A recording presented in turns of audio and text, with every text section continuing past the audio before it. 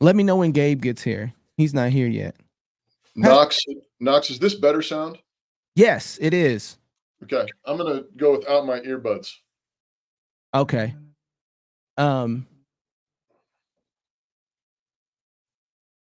Yeah, CrossPolitic IND like the song. Yeah, Rumble just went down. We'll figure out what's going on. No, I mean like Rumble's. The whole Rumble is down? Yeah. Like all of rumble.com is just gone. Wow. We just lost Rumble, which, by the way, was our backup plan in case we lost anything today. And our backup plan just got shot right in the head. Uh-oh. Like, so wait, if I go to rumble.com, it's gone. It's down. All right, hold on. Yeah, it says it is currently not working. Oh, snap. They done assassinated Rumble. Conspiracy. You're right, Shane. It is a conspiracy. We know why, because the people want a free voice. Okay, so listen, y'all, listen. We have some backup plans. We don't know if all of them are going to work, but we're going to try our best to make sure that if we go down, because they are out here hunting for us free market folks. And I ain't gonna lie, if there's a place I feel like I want to pirate, it's always going to be CNN. Like if I want to pirate, yes.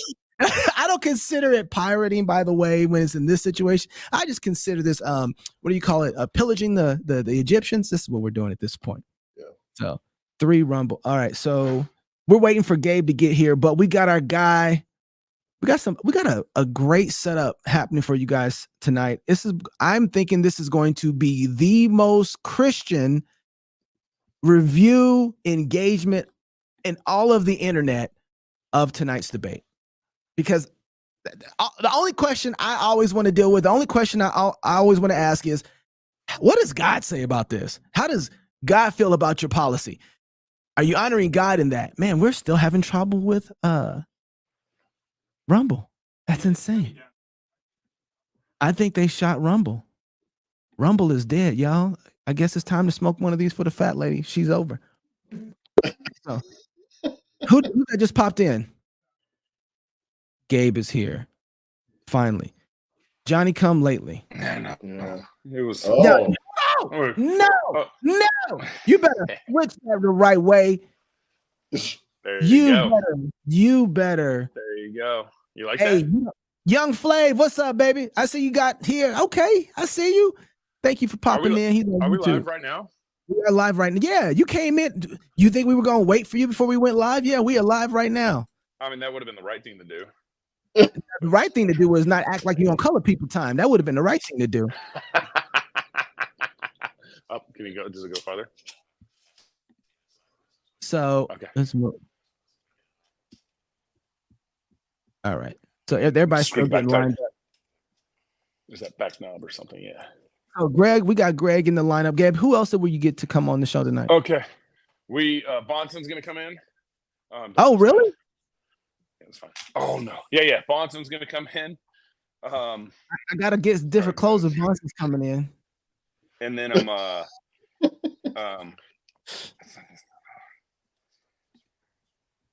Wow, Gabe. This is I know it's embarrassing. You guys don't know how much you don't know how hard it was to get even this thing going. Are you a one issue voter? Let's get this. Me? No, Pastor Toby. What? Are you a one issue voter? Like right now, I'm looking at all the things that they're thinking they're going to talk about. They're going to talk about national policy. Don't worry about it. Oh, is that the one? No. Where is it? It's going to be border security. Of course, you're going to talk about abortion rights. You learn to y'all mute Gabe's mic. Nope, you don't need to anymore. You don't need to anymore. I'm done. The economy, age and health of the candidates, foreign policy, climate change, healthcare, education. And so I'm wondering, are you like you know what? I just want to know how they feel about life. And if they don't get the life thing right, it doesn't matter. Well, I've got to have, there's more going on than just that because, because Trump's not that great on life himself, but he's he's going to surround himself with a bunch of people that are better than him on life. And so I think there's more issues at stake, but I think that's sort of like, that's the bellwether issue. Like if you're just like, kill them babies, that they can, all the way up to birth, women's choice, all the rest of it, then I can pretty much bet I know where you stand on most other things. Mm. You got some outliers like RFK, who's pro-choice, but has a little bit more sanity on some of the other issues. But it's Oh, James White. Hello, CrossPolitic guys. Ready to debate Hebrews 8 tonight? Just kidding. Let's go. No, Dr. White, I just want you to know I am ready to debate you anytime you're ready to debate why you shouldn't debate Dr. White. Now, whenever you're ready to have that debate, we can have that debate. I'm ready to do that one. So, yeah. You get ready for the conference. Hey, Dr. White, let's get him a link, Gabe, and see if he wants to come in on the conversation too. Let's do that. Let's do it. I'll get him a link going. They're getting the stage ready right now. We are still live streaming. Y'all go share this link. Well, privately, of course. We don't want CNN knowing what we're doing. Hey, our man Greg is here from Dead Man Walking Podcast. Let's put him in the buddy. What is that? A dead fish? What is that? Oh no, we got some Country Squire Old Toby tobacco here. We're gonna be smoking tonight. Hey. I wish I could smoke in my hotel room and join you. James White said he can't join us because he has to make dinner. What's up? Dinner. I text him like, come in for like 2 minutes, Dr. White. Just like 3 minutes. What? Why can't you come in while you're making dinner? Yeah, he's afraid to debate. Is Dr. White barefoot and in the kitchen? Oh. Gabe. Oh. No. I don't think I say it, Doc. I did not say that. All right. Oh man, here we go. They're getting ready, guys. Okay, Biden is going to get all the easy questions. They're going to try. Look, I just want you to know. Look, who said that? Adam said that Biden's going to get all the easy questions. I just want you to know, Adam, that there are no easy questions for Biden. Biden, what's your name?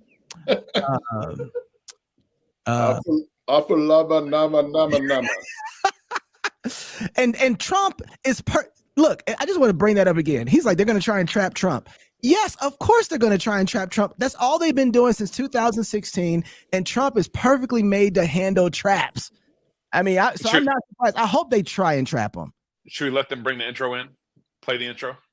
We can bring the intro up if you guys like. Here we go. Let's go. Don't trip. Folks, there's nobody there. No report. There's no reporters in there tonight. They're all across the street. And please, there's not even an audience, right? No, it's not. No audience, no reporters, and it's on a 7-minute delay instead of a 7-second. Okay, hold on. While they're bringing these, I want you guys to tell me, what do you think they're not gonna say? Like, get the 5 things they're not gonna say. I think they're gonna say Jesus. I don't. Jesus is Lord. The debate, and let's start with the issue that voters consistently say is their top concern: the economy. President Biden, inflation has slowed, but prices remain high. Since you took office, the price of essentials has increased. For example, a basket of groceries that cost $100 then now costs more than $120. And typical home prices have jumped more than 30%. What do you say to voters who feel they are worse off under your presidency than they were under President Trump? Look at Adderall. Now take a look at what I was left when I became president, what Mr. Trump left me. We had an economy that was in free fall. The pandemic was so badly handled. Many people were dying. All he said was, it's not that serious. Just inject a little bleach into your arm. You'll be all right. The economy collapsed. There were no jobs. Unemployment rate rose to 15%. It was terrible. And so what we had to do is try to put things back together again. And that's exactly what we began to do. We created 15,000 new jobs. We brought out a position where we have 800,000 new manufacturing jobs, but there's more to be done. There's more to be done. Working class people are still in trouble. I come from Scranton, Pennsylvania. I come of a household where the kitchen table, if the things weren't able to be met during the month, it was a problem. Price of eggs, the price of gas, the price of housing, the price of a whole range of things. That's why I'm working so hard to make sure I deal with those problems. that we're going to make sure that we reduce the price of housing. We're going to make sure we build 2 million new units. We're going to make sure we cap rents so corporate greed can't take over. The combination, what I was left with in corporate greed, is the reason why we're in this problem right now. In addition to that, we're in a situation where if you take a look at all that was done in his administration, he didn't do much at all. By the time he left, things were in chaos, literally chaos. And so we put things back together. We created, I said, those jobs. We make sure we had a situation where we brought down the price of prescription drugs, which is a major issue for many people, to $15 for a insulin shot as opposed to $400. No senior has to pay more than $200 for any drug, all the drugs they can include beginning next year. And the situation is we're going to make that available to everybody, to all Americans. So we're working to bring down the price around the kitchen table, and that's what we're going to get done. Thank you. President Trump? We had the greatest economy in the history of our country. We have never done so well. Everybody was amazed by it. Other countries were copying us. We got hit with COVID. And when we did, we spent the money necessary so we wouldn't end up in a Great Depression, the likes of which we had in 1929. By the time we finished, so we did a great job. We got a lot of credit for the economy, a lot of credit for the military, and no wars and so many other things. Everything was rocking good. But the thing we never got the credit for, and we should have, is getting us out of that COVID mess. He created mandates that was a disaster for our country. But other than that, we had given them back a country where the stock market actually was higher than pre-COVID, and nobody thought that was even possible. The only jobs he created are for illegal immigrants and bounce back jobs, a bounce back from the COVID. He has not done a good job. He's done a poor job, and inflation's killing our country. It is absolutely killing us. Thank you. President Biden? Well, look, the greatest economy in the world. He's the only one who thinks that, I think. I don't know anybody else who thinks he had the greatest economy in the world. Wow. And, you know, the fact of the matter is that we find ourselves in a situation where his economy, he rewarded the wealthy. He had the largest tax cut in American history, $2 trillion. He raised. I mean, they're both lying. Than any president has in any one Don't term. forget that Trump He's the passed only two. president Turn it down for a second. who's lost more jobs. I can't listen to than he Biden. had when he Turn it began. down for a minute. Don't forget that Trump passed 2 stimulus packages and Biden passed 1. Together combined, they passed $8 trillion roughly in stimulus packages, which was one of the main drivers of inflation. They both are responsible for inflation. Both the Democrats and the Republicans shut down the economy under COVID. That was the base, that was the foundation driver of inflation that we're experiencing now. And then the stimulus added to it. So they both are in bed on that, and they're lying about it. Are you done, Gabe? Could you not hold your peace until the commercial? No, I couldn't. Thank you. Okay, thank you. All right. And any troops dying anywhere in the world like he did. Thank you, Justin. President Trump, I want to follow up if I can. Am I allowed to respond to him? Well, I'm going to ask you a follow-up. You can do whatever you want with the minute that we give you. I want to follow up. You want to impose a 10% tariff on all goods coming into the U.S. How will you ensure that that doesn't drive prices even higher? It's not going to drive them higher. It's just going to cost countries that have been ripping us off for years, like China and many others, in all fairness to China. It's going to just force them to pay us a lot of money, reduce our deficit tremendously, and give us a lot of power for other things. But he made a statement. The only thing he was right about is I gave you the largest tax cut in history. I also gave you the largest regulation cut in history. That's why we had all the jobs. And the jobs went down and then they bounced back. And he's taking credit for bounce back jobs. You can't do that. He also said he inherited 9% inflation. No, he inherited almost no inflation, and it stayed that way for 14 months. And then it blew up under his leadership because they spent money like a bunch of people that didn't know what they were doing, and they don't know what they were doing. It was the worst, probably the worst administration in history. There's never been. And as far as Afghanistan is concerned, I was getting out of Afghanistan, but we were getting out with dignity, with strength, with power. He got out. It was the most embarrassing day in the history of our country's life. President Trump, over the last 8 years, under both of your administrations, the national debt soared to record highs. And according to a new nonpartisan analysis, President Trump, your administration approved $8.4 trillion in new debt. Well, so far, President Biden, you've approved $4.3 trillion in new debt. This is true. So former President Trump, many of the tax cuts that you signed into law are set to expire next year. You want to extend them and go even further, you say. With the U.S. facing trillion-dollar deficits and record debt, Why should top earners and corporations pay even less in taxes than they do now? Because the tax cuts spurred the greatest economy that we've ever seen just prior to COVID. And even after COVID, it was so strong that we were able to get through COVID much better than just about any other country. But we spurred, that tax spurred. Now, when we cut the taxes, as an example, the corporate tax was cut down to 21% from 39%, plus beyond that. We took in more revenue with much less tax, and companies were bringing back trillions of dollars back into our country. The country was going like never before, and we were ready to start paying down debt. We were ready to start using the liquid gold right under our feet, the oil and gas right under our feet. We were going to have something that nobody else has had. We got hit with COVID. We did a lot to fix it. I gave him an unbelievable situation with all of the therapeutics and all of the things that we came up with. We gave him something great. Remember, more people died under his administration, even though we had largely fixed it. More people died under his administration than our administration, and we were right in the middle of it, something which a lot of people don't like to talk about. But he had far more people dying in his administration. He did the mandate, which is a disaster, mandating it. The vaccine went out. He did a mandate on the vaccine, which is the thing that people most objected to about the vaccine. And he did a very poor job, just a very poor job. And I will tell you, not only poor there, but throughout the entire world, we're no longer respected as a country. They don't respect our leadership. They don't respect the United States anymore. We're like a third world nation between weaponization of his election, trying to go after his political opponent, all of the things he's done. We've become like a third world nation, and it's a shame. The damage he's done to our country. And I'd love to ask him, and will, why he allowed millions of people to come in here from prisons, jails, and mental institutions to come into our country and destroy our country. President Trump, we will get to immigration. Hold on a second. I just got to ask, wasn't it Trump that was taking full responsibility for Project Warp Speed? Yeah, no, he didn't. He never did. He took responsibility that he got the vaccine through. Right. He didn't take. He's not taking responsibility for how it's been used and the deaths that it's given to people. The myocarditis, all the heart stuff going on with it. Yeah, but Greg. He's here just noting that the thing that he didn't do was mandate it. But yeah. So if he wants to argue about what he set Biden up for, didn't he set him up? This is why it's not a good argument. Trump and Biden arguing over COVID, the vaccine, and all that, they both did some of the similar problems. Yeah, right, Greg? Greg, you got it. No, absolutely.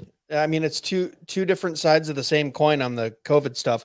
On the consumer economy stuff, though, Trump does have a point, because we measure consumer confidence, and the consumer confidence under Trump was far above what Biden has. And that's how people spend money. The economy moves forward. So I understand what Trump's argument is there, saying a better economy. They both spent a lot of money, put us in debt. The vaccine was horrible. But you guys remember 16, 17, and 18. It was wild. I mean, people were going, what business should I start? I got a tax break. I'm buying Bitcoin. It was, the confidence was definitely different. Yeah, I don't like the terrorist thing either. Okay, let's get back to this before we get too far past it. President Biden, I want to give you an opportunity to respond to this question about the national debt. He had the largest national debt of any president in a 4-year period. I know, it's amazing. Number two, that $2 trillion tax cut benefited the very wealthy. What I'm going to do is fix the tax system. For example, which is good. We have 1,000 trillionaires in America. I mean, billionaires in America.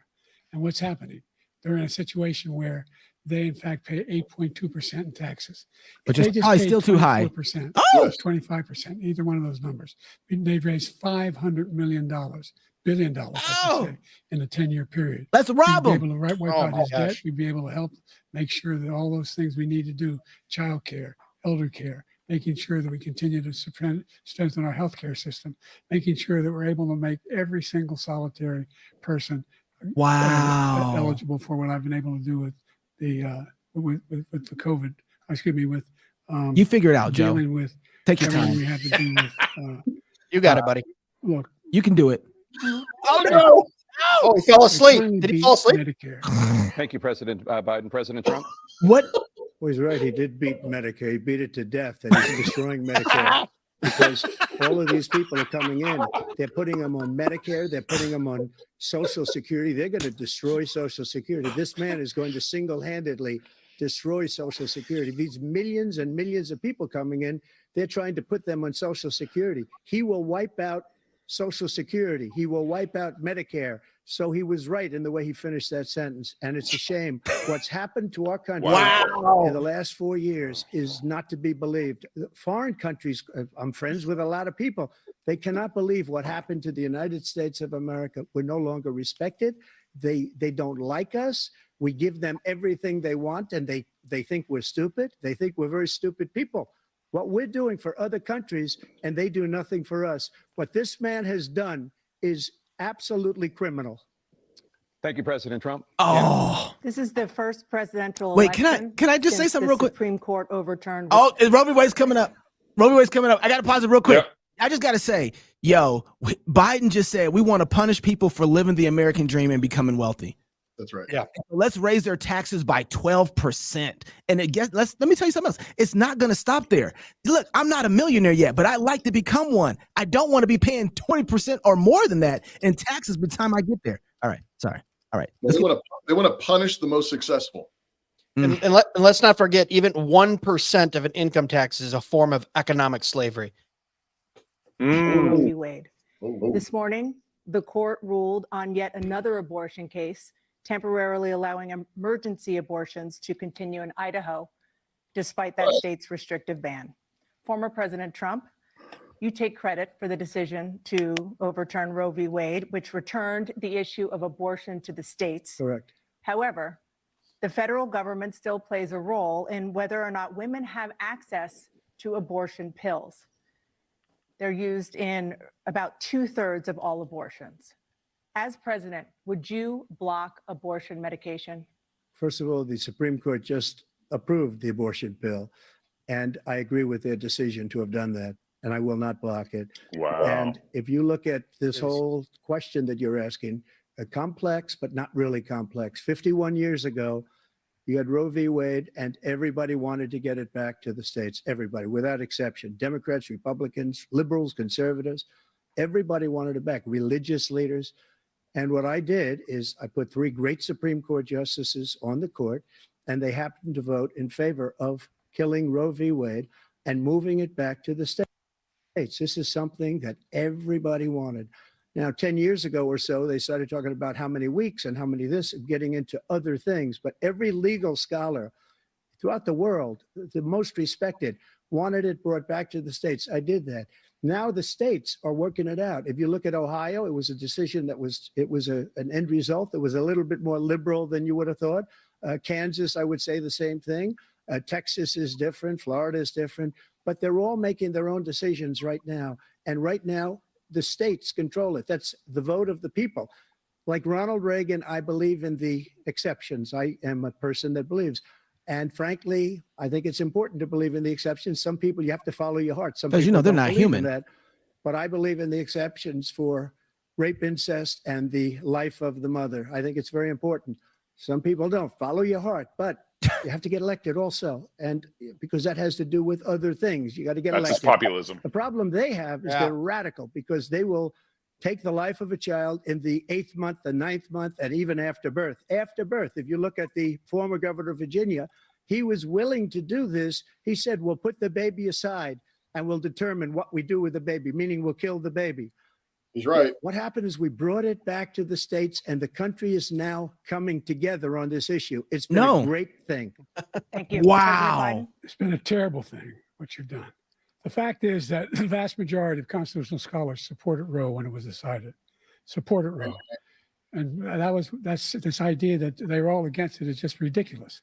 And this is the guy who says the state should be able to have it. We're in a state where in 6 weeks, you don't even know whether you're pregnant or not, but you cannot see a doctor, and have him decide on what your circumstances are, whether you need help. The idea that states are able to do this is a little like saying we're going to turn civil rights back to the states, let each state have a different rule.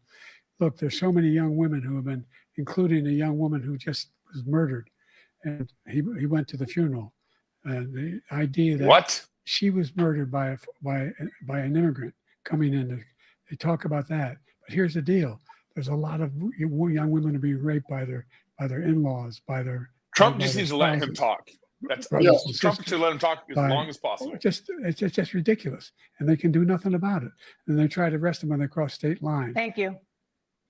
There have been many young women murdered by the same people he allows to come across our border. We have a border we're that's talking the about most murder? dangerous place anywhere in the world. Yeah. Considered the About most murder. dangerous place anywhere in the world. Oh, we And going he opened okay. it up, and these killers Murder. are coming into our country. Killers. And they are raping and killing women. And it's a terrible thing. As far as the abortion is concerned, it is now back But to doesn't the he believe in states. the The states are exception voting. of rape? In many cases, it's frankly a very liberal decision. In many cases, it's the opposite. But they're voting, and it's bringing it back to the vote of the people, which is what everybody wanted, including the founders, if they knew about this issue, which frankly they didn't.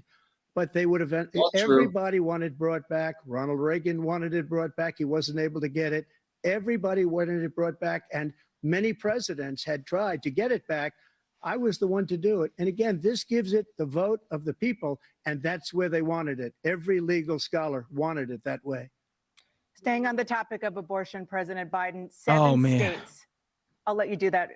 This is the same topic. What? Seven Look at states Biden's face. have no legal restrictions on how far into a pregnancy a woman can obtain an abortion. Do you support any legal limits on how late a woman should be able to terminate a boy. pregnancy? I supported Roe v. Wade, which had 3 trimesters. First time is between the woman and the doctor. Second time is between the doctor and an extreme situation. The third time is between the doctor, between the woman and the state. The idea that the politicians, that the founders wanted the politicians to be the ones making decisions about women's health is ridiculous. That's the last. No politician should be making that decision. A doctor should be making those decisions. That's how it should be run. That's what you're going to do. And if I'm elected, I'm going to restore Roe v. Wade. Oh, what'd you say, Pastor? What about the father? No mention of the father. Yeah. Well, no. They mentioned the father. He mentioned the state. We talked about the father. Yeah. Okay. Wow. My That's a little producer too close to stop- home. Stop pausing it. All right, I'm stop pausing it. So that means he can take the life of the baby in the 9th month and even after birth, because some states, Democrat run, take it after birth. Again, the former governor of Virginia, put the baby down, then we decide what to do with it. So he's willing to, as we say, rip the baby out of the womb in the 9th month But so are and kill the you. baby. Nobody wants that to happen, Democrat or Republican. Nobody wants it to happen. That is simply not true. The Roe v. Wade does not provide for that. That's not the circumstance. Only if a woman's life is in danger, she's going to die. That's the only circumstance in which that can happen. But That's we a are lie. not for late-term abortion, Yeah. period. Under Roe v. Wade, you have late-term abortion. You can do whatever you want, depending on the state. You can do whatever you want. We don't think that's a good thing. We think it's a radical thing. We think the Democrats are the radicals, not the Republicans. For 51 years, that was the law. 51 years, constitutional scholarship said it was the right way to go. 51 years, and it was taken away because this guy put very conservative members on the Supreme Court. He takes credit for taking it away. What's he going to do? What's he going to do, in fact, if the MAGA Republicans, he gets elected, and the MAGA Republicans control the Congress, and they pass a universal ban on abortion, period, across the board at 6 weeks or 7 or 8 or 10 weeks, something very, very conservative. Is he going to sign that bill? I'll veto it. He'll sign it. Thank you. Let's turn now to the issue of immigration and border security. President Biden, Oh. a record number of migrants Cutting off has them mics. illegally It's crossed the new southern rule. Yep. border Yeah, under it's working. overwhelming border states and overburdening cities such as New York and Chicago, and in some cases causing real safety and security concerns. Given that, why should voters trust you to solve this crisis? Because we worked very hard to get a bipartisan agreement that not only changed all of that, it made sure that we are in a situation where you had no circumstance where they could come across the border with the number of border police there are now. We significantly increased the number of asylum officers. Significantly, by the way, the Border Patrol endorsed my position. In addition to that, we found ourselves in a situation where when he was president, he was separating babies from their mothers, putting them in cages, Wait, making sure that's that wrong? That was Obama. That was Obama. That's not the Wait, right way to go. separating babies What from I've mamas done since is wrong? I've changed the law. What's happened? I've changed it in a way that now you're in a situation where there are 40% fewer people coming across the border illegally. That's better than when he left office. And I'm going to continue to move until we get the total ban on the total initiative Get it. relative to what we can do with more border patrol and more asylum officers. Oh, President Trump? we made it. I really don't know what he said at the end of that sentence. I don't think he knows what he said either. Look, we had the safest border in the history of our country. The border, all he had to do was leave it. All he had to do was leave it. He decided That's to so open good. up our border, open up our country to people that are from prisons, people that are from mental institutions, insane asylum, terrorists. We have the largest number of terrorists coming into our country right now, all terrorists all over the world, not just in South America, all over the world. They come from the Middle East, everywhere, all over the world, they're pouring in. And this guy just left it open. And he didn't need legislation because I didn't have legislation. I said, close the border. We had the safest border in history. In that final couple of months of my presidency, we had, according to Border Patrol, who is great, and by the way, who endorsed me for president, but I won't say that, who endorsed me for president. Brandon, just speak to him. But look, we had the safest border in history. Now we have the worst border in history. There's never been anything like it. And people are dying all over the place, including the people that are coming up in Thank you, caravans. President Trump. President Biden? The only terrorist who's done anything crossing the border is one who came along and killed three, and his administration killed an Al-Qaeda person come in his administration, killed three American soldiers. Oh. That's the only terrorist that's there. I'm not saying that no terrorist ever got through, but the idea they're emptying their prisons, we're welcoming these people. That's simply not true. There's no data to support what he said. Once again, he's exaggerating. He's lying. President Trump, staying on the topic of immigration, you've said that you're going to carry out, quote, the largest domestic deportation operation in American history, unquote. Does that mean that you will deport every undocumented immigrant in America, including those who have jobs, including those whose spouses are citizens, and including those who have lived here for decades? And if so, how will you do it? Where's Tucker Just Carlson one at? second. He said we killed three people. The people we killed are al-Baghdadi and Soleimani, the two greatest terrorists, biggest terrorists anywhere in the world. And it had a huge impact on everything, not just border, on everything. He's the one that killed people with the bad water, including hundreds of thousands of people dying and also killing our citizens when they come in. We are living right now in a rat's nest. They're killing our people in New York, in California, in every state in the union, because we don't have borders anymore. Every state is now a border. And because of his ridiculous, insane, and very stupid policies, people are coming in and they're killing our citizens at a level that we've never seen. We call it migrant crime. I call it Biden migrant crime. They're killing our citizens at a level that we've never seen before. And you're reading it like these three incredible young girls over the last few days. One of them, I just spoke to the mother. Yeah, but we're doing a better job of killing our own than they are. This girl, 12 years old.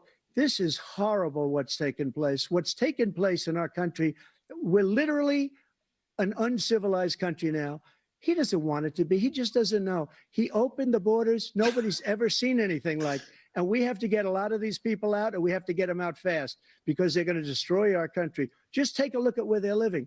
They're living in luxury hotels in New York City and other places. Our veterans are on the street. They're dying because he doesn't care about our veterans. He doesn't care. He doesn't like the military at all.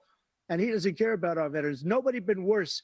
I had the highest approval rating for veterans taking care of the VA. He has the worst. He's gotten rid of all the things that I approved. Choice that I got through Congress, all of the different things I approved, they abandoned. We had by far the highest, and now it's down in less than half because he's done all these great things that we did. And I think he did it just because I approved it, which is crazy. But he has killed so many people at our border by allowing all of these people to come in. And it's a very sad day in America. President Biden, you have the mic. Every single thing he said is a lie. Every single one. For example, veterans are a hell of a lot better off since I passed the PACT Act. 1 million of them now have insurance and their families have it. Their families have it because what happened, whether it was Agent Orange or burn pits, they're all being covered now. And his group opposed that. We're also in a situation where we have great respect for veterans. My son spent a year in Iraq, living next to one of those burn pits, came back with stage 4 glioblastoma. I was recently in France for D-Day, and I spoke all about those heroes that died. I went to the World War I cemetery he refused to go to. He was standing with his 4-star general And he told me, he said, I don't want to go in there because they're a bunch of losers and suckers. My son was not a loser, was not a sucker. You're the sucker. You're the loser. President Trump? First of all, that was a made-up quote, suckers and losers. They made it up. It was in a third-rate magazine that's failing, like many of these magazines. He made that up. He put it in commercials. We've notified him. We had 19 people that said I didn't say it. And think of this. Who would say I'm at a cemetery or I'm talking about our veterans? Because nobody's taken better care. I'm so glad this came up and he brought it up. There's nobody that's taken better care of our soldiers than I have. To think that I would, in front of generals and others, say suckers and losers. We have 19 people that said it was never said by me. It was made up by him, just like Russia was made up, just like the 51 intelligence agents are made up, just like the new thing with the 16 economists are talking. It's the same thing. 51 intelligence agents said that the laptop was Russia disinformation. It wasn't. That came from his son, Hunter. It wasn't Russia disinformation. He made up the suckers and losers, so he should apologize to me right now. 4-star general standing to your side was on your staff who said you said it, period. That's number one. And number two, the idea that I have to apologize to you for anything along the line. We've done more for veterans than any president has in American history. And they now are in their family. The only sacred obligation we have as a country is to care for our veterans when they come home and their families and equip them when they go to war. That's what we're doing. That's what the VA is doing now. They're doing more for veterans than ever before in our history. All right. Thank you so much. Let's move to the topic of foreign policy. I want to begin with Russia's war against Ukraine, which is now in its third year. Former President Trump, Russian President Vladimir Putin says he'll only end this war if Russia keeps the Ukrainian territory it has already claimed and Ukraine abandons its bid to join NATO. Are Putin's terms acceptable to you? First of all, our veterans and our soldiers can't stand this guy. They can't stand him. They think he's the worst commander-in-chief, if that's what you call him, that we've ever had. They can't stand him. So let's get that straight. And they like me more than just about any of them. And that's based on every single bit of information. As far as Russia and Ukraine, if we had a real president, a president that knew, that was respected by Putin, he would have never invaded Ukraine. A lot of people are dead right now, much more than people know. You know, they talk about numbers. You can double those numbers, maybe triple those numbers. He did nothing to stop it. In fact, I think he encouraged Russia from going in. I'll tell you what happened. He was so bad with Afghanistan. It was such a horrible embarrassment, most embarrassing moment in the history of our country, that when Putin watched that and he saw the incompetence, that he should have fired those generals, like I fired the one that you mentioned. And so he's got no love lost, but he should have fired those generals. No general got fired for the most embarrassing moment in the history of our country, Afghanistan, where we left billions of dollars of equipment behind. We lost 13 beautiful soldiers and 38 soldiers were obliterated. And by the way, we left people behind too. We left American citizens behind. When Putin saw that, he said, you know what? I think we're going to go in and maybe take this was his dream. I talked to him about it, his dream. The difference is he never would have invaded Ukraine, never. Just like Israel would have never been invaded in a million years by Hamas. You know why? That's not true. Because Iran was broke with me. I wouldn't let anybody do business with them. They ran out of money. They were broke. They had no money for Hamas. They had no money for anything, no money for terror. That's why you had no terror at all during my administration. This place, the whole world is blowing up under him. Oh, man. Never heard so much malarkey in my whole life. We're in a situation where, let's take the last point first. Iran attacked American troops, caused brain damage for a number of these troops, and he did nothing about it. Recently, not when he was president, they attacked. He said they're just having headaches. That's all it is. He didn't do a thing when the attack took place, number one. Number two, we got over 100,000 Americans and others out of Afghanistan during that airlift. Number three, we found ourselves in a situation where, if you take a look at what Trump did in Ukraine, this guy told Trump, do whatever you want and do whatever you want. And that's exactly what Trump did. to Putin, encourage him, do whatever you want. And he went in. And listen to what he said when he went in. He was going to take Kyiv in 5 days, remember? Because it's part of the old Soviet Union. That's what he wanted to reestablish, Kyiv. And he, in fact, didn't do it at all. He wasn't able to get it done. And they've lost thousands and thousands of troops, 500,000 troops. President Trump, as I never come back said to you that. for 1 minute, I just want to go back to my original question, which is, are Putin's terms acceptable to you? Keeping the No, they're territory not in Ukraine? acceptable. No, they're not acceptable. But look, this is a war that never should have started. If we had a leader in this war, he led everybody along. He's given $200 billion now or more to Ukraine. He's given $200 billion. That's a lot of money. I don't think there's ever been anything like it. Every time that Zelensky comes to this country, he walks away with $60 billion. He's the greatest salesman ever. And I'm not knocking him. I'm not knocking anything. I'm only saying the money that we're spending on this war, and we shouldn't be spending, it should have never happened. I will have that war settled between Putin and Zelensky as president-elect before I take office on January 20th. I'll have that war settled. People being killed so needlessly, so stupidly, and I will get it settled, and I'll get it settled fast before I actually believe I take that. office. I really do believe he would. President No. Biden, you have 2 minutes. I think he I'd like could to know too. how. The I'd like fact to know is how. that Putin is a war criminal. Yeah. He's killed thousands and thousands of people. And he has True. made one thing clear. He wants to reestablish what was part of the Soviet Empire, not just a piece. He wants all of Ukraine. That's what he wants. And then you think he'll stop there? Do you think he'll stop when if he takes Ukraine?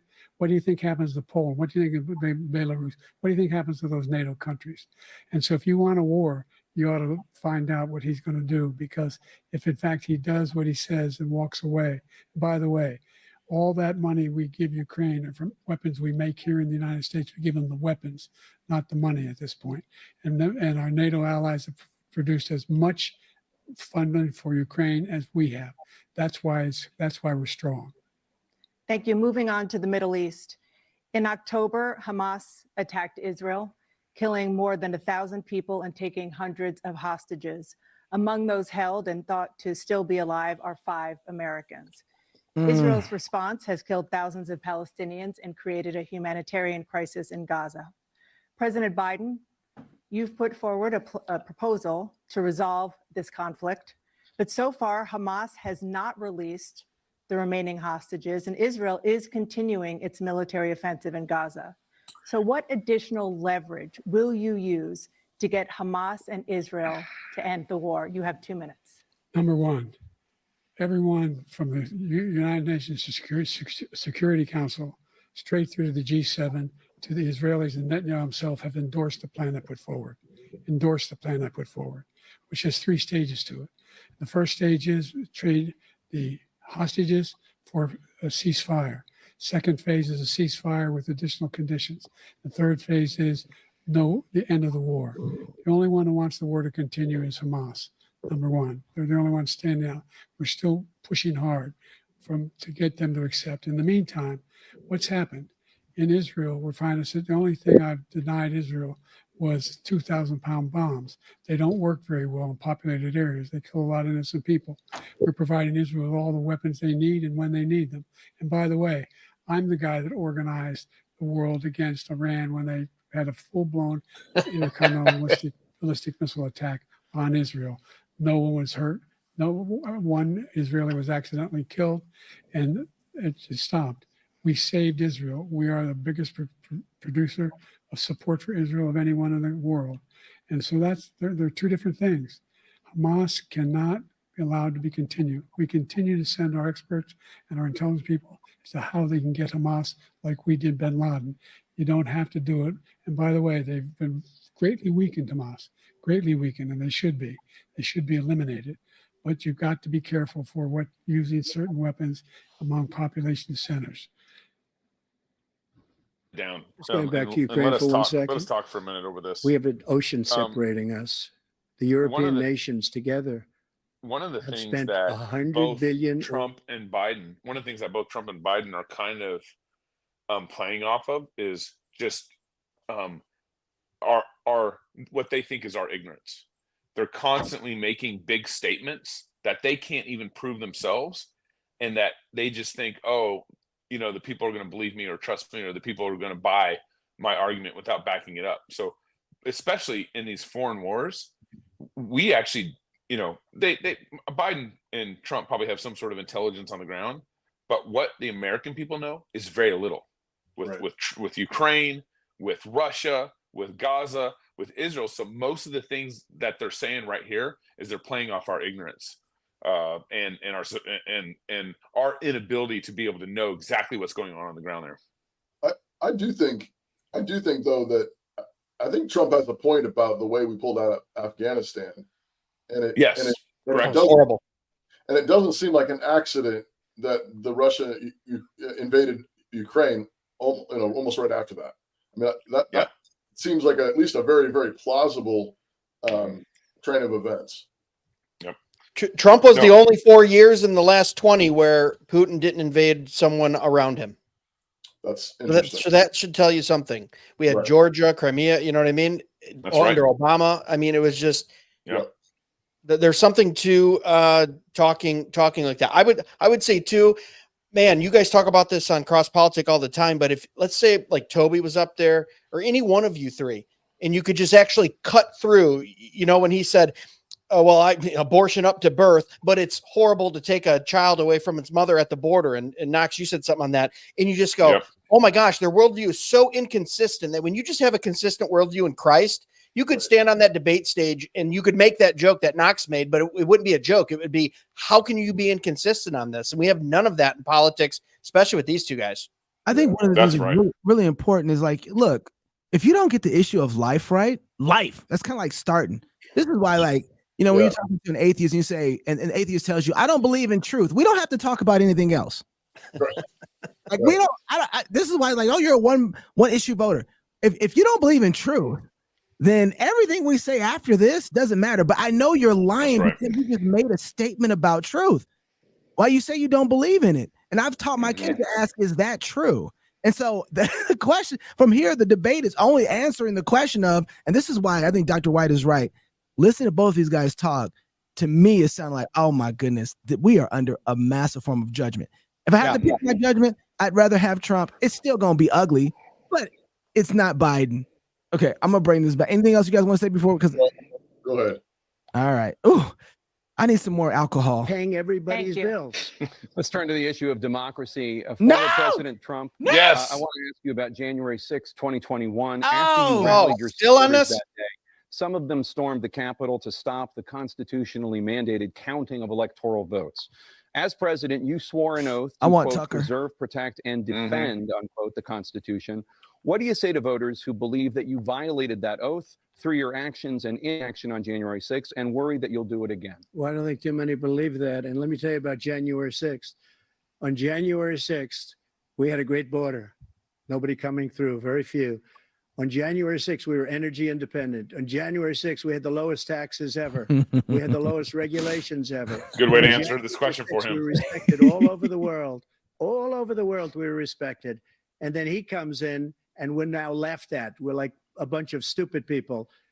What happened to the United States' reputation under this man's leadership is horrible, including weaponization, which I'm sure at some point you'll be talking about, where he goes after his political opponent because he can't beat him fair and square.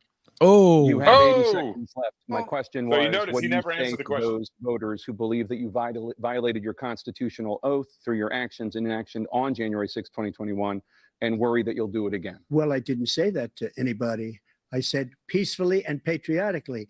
And Nancy Pelosi, if you just watched the news from 2 days ago, on tape to her daughter, who's a documentary filmmaker, they say, but she's saying, oh, no, it's my responsibility. I was responsible for this because I offered her 10,000 soldiers or National Guard, and she turned them down. And the mayor in writing, by the way, the mayor in writing turned it down, the mayor of D.C.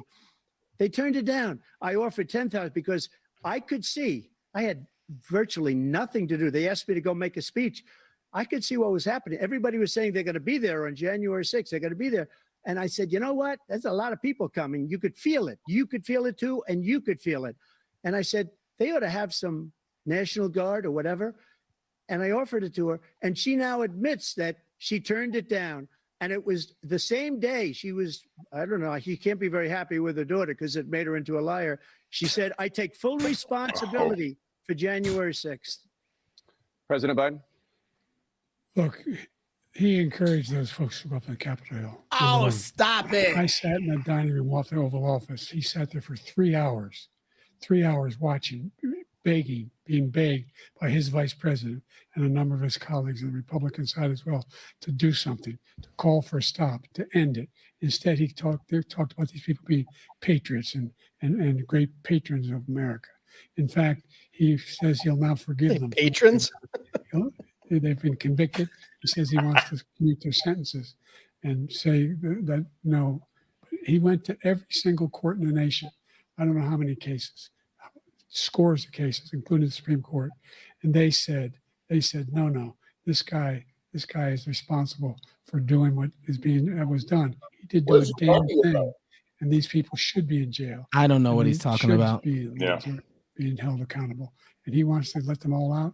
And now he says if he loses again, such a whiner that he is, that there could be a bloodbath. Thank you, President Biden. President Trump? Oh, they've my done goodness. to some people that are so innocent, you ought to be ashamed of yourself. Facts. What you have done, how you've Yep. destroyed the lives of so many people. Get him, This is where we Trump. bring FBI Ripped down lawfare and all Portland, stuff. when they ripped down many other cities. You go to Minnesota, Minneapolis, what Oh, they've done there. my With the home. fires all over the city. If I didn't bring in the Facts. National Guard, that city would have been destroyed. When you look at all of they took over big chunks of Seattle. I was all set to bring in the National Guard. They heard that, they saw them coming, and they left immediately. What he said about this whole subject is so off. Peacefully patriotic. One other thing, the Unselect Committee, which is basically two horrible Republicans that are all gone now out of office, and Democrats, all Democrats, they destroyed and deleted all of the information they found because they found out we were right. We were right.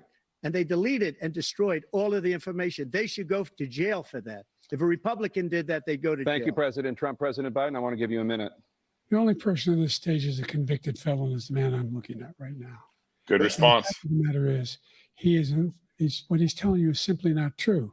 The fact is that there was no effort on his part to stop what was going on up in Capitol Hill. And all those people, every one of those who were convicted, deserves to be convicted. The idea that they didn't kill somebody. How do went you, in and was it broke down trials? doors, broke the windows, occupied offices, turned over desks, turned them over statues. The idea that those people are patriots, come on. When I asked him about the first two Oh my goodness. debates we had first time around, I said, will you denounce the Proud Boys? He said, no, I'll tell them to stand by. The idea he's refusing, will you denounce these guys? Will you denounce the people we're talking about now? Will you denounce the people who attacked that Capitol? What are you going to do? I'm going to give you a minute, President Trump, for a follow-up question I have. After a jury convicted you of 34 felonies here last we month, go. you said if reelected, you would, quote, have every right to go after, unquote, your political opponents. You just talked about members of the Select Committee on January 6th going to jail. Your main political opponent is standing on stage with you tonight. Can you clarify exactly what it means about you feeling you have every right to go after your political opponents? Well, I said my retribution is going to be success. We're going to make this country successful again, because right now it's a failing nation. My retribution is going to be success. But when he talks about a convicted felon, his son is a convicted felon at a very high level. His son is convicted, going to be convicted probably numerous other times. Should have been convicted before, but his Justice Department let the statute of limitations lapse on the most important thing. And about that But he cocaine. could be a convicted felon as he gets out of office. Joe could be a convicted felon with all of the things that he's done. He's done horrible things. All of the death. That's cause pretty of good. The border, telling the Ukrainian people that we're going to want $1 billion or you change the prosecutor. Otherwise, you're not getting $1 billion. If I ever said that, Quid pro quo. that's quid pro quo. Ah. We're not going to do anything. We're not going to give you $1 billion unless you change your prosecutor having to do with the son. This man is a criminal. This man, you're lucky. You're lucky. I did nothing wrong. We'd have a system that was rigged and disgusting. I did nothing wrong. Thank you, President Trump. President Biden, you have said, I'm coming right to you, sir. You want to respond? Go ahead. I'll give you a minute to respond. Wait Yeah, a I- second. Whoa! Hey, Trump didn't get to respond. What you're talking about is outrageous. It's simply a lie, number one. Number two, the idea that you have a right to seek retribution against any American just because you're president is wrong. Is Simply Joe looking wrong. in No the mirror? president's ever spoken like that before. No president. You notice Trump's not looking at Number Biden at three, all. This whole debate. crimes that you are still charged with. And think of all the civil penalties you have. How many billions of dollars do you owe in civil penalties for molesting a woman in public, for doing a whole range of things, of having sex with a porn star on the night while your wife was pregnant? I mean, what are you talking Hey, about? sex Well, worker. now it's getting personal. An alley cat. Give your minute, sir. I didn't have sex with a porn star, number one. Number two, that was a case that was started and moved. They moved a high-ranking official, a DOJ, into the Manhattan DA's office to start that case. That case is going to be appealed true. and won. We had a very terrible judge, a horrible judge, Democrat. The prosecutor were all high-ranking Democrats, appointed people, and both the civil and the criminal. He basically went after his political opponent because he thought it was going to damage me. But when the public found out about these cases, because they understand it better than he does, he has no idea what these cases are. But when they found out about these cases, you know what they did? My poll numbers went up, way up. You know that because you're reporting it. And we took in more money in the last 2 weeks. Where is Biden looking right now? In the history of We'll any find out in a campaign, second. I don't think any campaign has ever taken hundreds of millions of dollars came pouring in because the public knows it's a scam and it's a guy that's after his political opponent because he can't win fair and square. Oh, I do Thank not you, like President this. Trump. This President is Biden, ugly. You have said, True. quote, Donald True. Trump and his MAGA Republicans are determined to destroy American democracy. Do you believe that the tens of millions of Americans who are likely to vote for President Trump will be voting against American democracy? The more they know about what he's done, yes. The more they know about what he's done. And there's a lot more coming. He's got a lot of cases down the road coming around. He's got a whole range of issues. he has to Lawfare? face. I don't know what the juries will do, but I do know he has a real problem.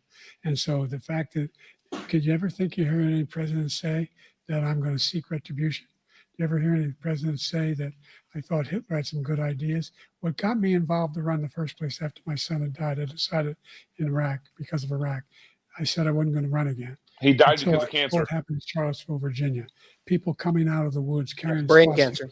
on torches, and singing the same anti-Semitic bile they sang when back in Germany. And the young woman got killed. I spoke to the mother, and they asked him. They said, His drugs are wearing off, dude. Yeah. people, the ones who got killed, the one who tried to stop it, and the ones he said, I think they're fine. They're going to go to commercial break here soon. Dude, this is What elder abuse. American president would ever say Nazis coming out of fields, carrying torches, singing the same anti-Semitic bile, carrying swastikas were fine people. This is the guy who says Hitler's done some good things. I'd like to know what they are. The good things Hitler's done, that's what he said. I'm watching the This guy 2020 hates debates right now, dude. American democracy. Yeah. President Trump. Jake, both of you know that story has been totally wiped out because when you Debunked see the multiple sentence, it times. said Yep. 100% exoneration on this. So he just keeps it going. He says he ran because of Charlottesville. He didn't run because of Charlottesville. He ran because it was his last chance. He's not equipped to be president. You know it, and I know it. It's ridiculous. And we do have a know debate. that. We're trying to justify his presidency. His presidency, he's without question the worst president, the worst presidency in the history of our country. We shouldn't be having a debate about it. There's nothing to debate. He made up the Charlottesville story, and you'll see it's debunked all over the place. Every anchor has, every reasonable anchor, Even has Snopes. debunked Snopes it. debunked it. And just the other day, it came out debunked where it. it was fully You know, debunked. Snopes debunks it. It's a bad. Yeah, I nonsense know. story. He knows that, and he didn't run because of Charlottesville. He used that as an excuse to run. President Biden. And debunked. It happened. All you have to do is listen to what was said at the time. And That's the right. idea that somehow that's the only reason I ran. I ran because I was worried a guy like this guy could get elected. If he thought they were good people coming out of that forest, carrying those woods, carrying those torches, then he didn't deserve to be president. Didn't deserve to be president at all. And the idea that he's talking about all this being fabricated, we saw with our own eyes. We saw what happened on January 6th. We saw the people. All right, let's bring David Bonson in. Yeah. David Bonson's He's the own ahead. vice Bring president. him in Look, right there's a now. Let's reason mute why. this. 40 of his Yep. 40 I'm David, top Thanks for cabinet coming in real quick. I know it's commercial break on your end. We're catching up. What are your thoughts so far on the debate? I think my thoughts are the same as everybody's, Gabe. So I mean, I'm following along on Twitter. Like, it's really stunning how bipartisan the consensus is, and it's going to sound like I'm being cute or funny, but there is a real serious part of me that thinks it's just inhuman that they let him continue in this. That I don't believe it's a partisan comment. I am not a President Trump defender. President Biden is not physically or mentally capable of being president. It's just a fact. And it's evidence tonight. It's not because of slowly saying a few things here and there. It's not merely because of saying trillions when you meant to say billions. You know, those things maybe become sound bites, but they're reasonably innocuous. The entire presence, the entire capacity for response is muted the way it often is for people in the early 80s. So my biggest takeaway is not on the substance. It's not on the content. These two guys yelling at each other about who's more fiscally irresponsible is one of the funniest things I've ever seen. My comment is that President Biden does not look equipped to be the commander in chief of our great country. David, do you think, what do you think his team is thinking?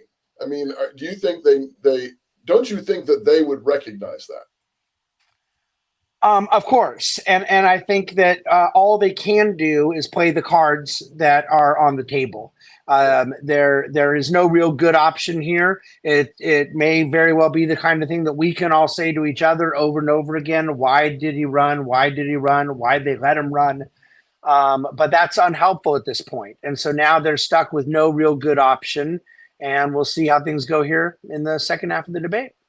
David, I just wonder really quick, if we're stuck with Trump, what do we need to be doing to have a candidate maybe in the next 4 to 8 years that is we could say, okay, finally, we're back to normal?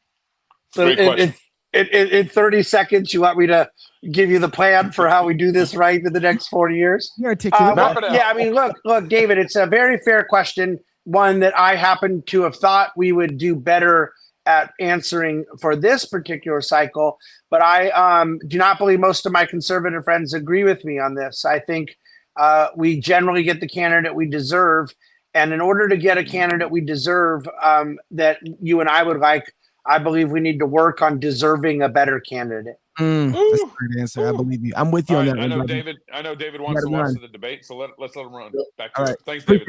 Love you guys. Hey, David. Thank you. Oh man. Are we skipped ahead, Knox? No, we're behind because we were talking over the debate, so we're going to skip a little bit. Star Wars Oreos. We can skip the other stuff. All right, it's coming back. Here we go. That Star Wars Oreo commercial looked pretty good. Turn it back up. Black families still earn far less than Toby's white families. takeaway, the Oreo commercial. Are 3 times You guys more hear it? likely to die from You guys hear pregnancy-related everything? Okay. causes, and Black Americans are imprisoned at 5 times the rate of white Americans. What do you say to Black voters who are disappointed that you haven't made more progress? Yeah, To Biden. acknowledge you made a lot of progress, number one. Boom! Number one. Small Black businesses that have been started at any time. He got a in new history. injection of break. Number 2. The streets ain't wages of saying that, Biden. Black unemployment is the lowest level it's been in a long, long time. Number 3, we find Unemployment. housing for Black Americans. He got that new Adderall And injection, that break, segregation commercial that break. exists among these corporations that collude to keep people out of their houses. And in addition to that, we find that the impact on the choice that Black families have to make relative to childcare is incredibly difficult. When we did the first major piece of legislation in the past, I was able to reduce Black childcare costs. I cut them in half. This is so We gotta demeaning. make sure we provide for childcare costs. Wow. We provide that childcare. Go pay for your babies. Increase I guess economic growth if they're the Black people, father, we got your babies. job market. So there's more to be done. Considerably Black more to people be don't done. know how to care for their babies now. On a great deal. Question was about incarceration too.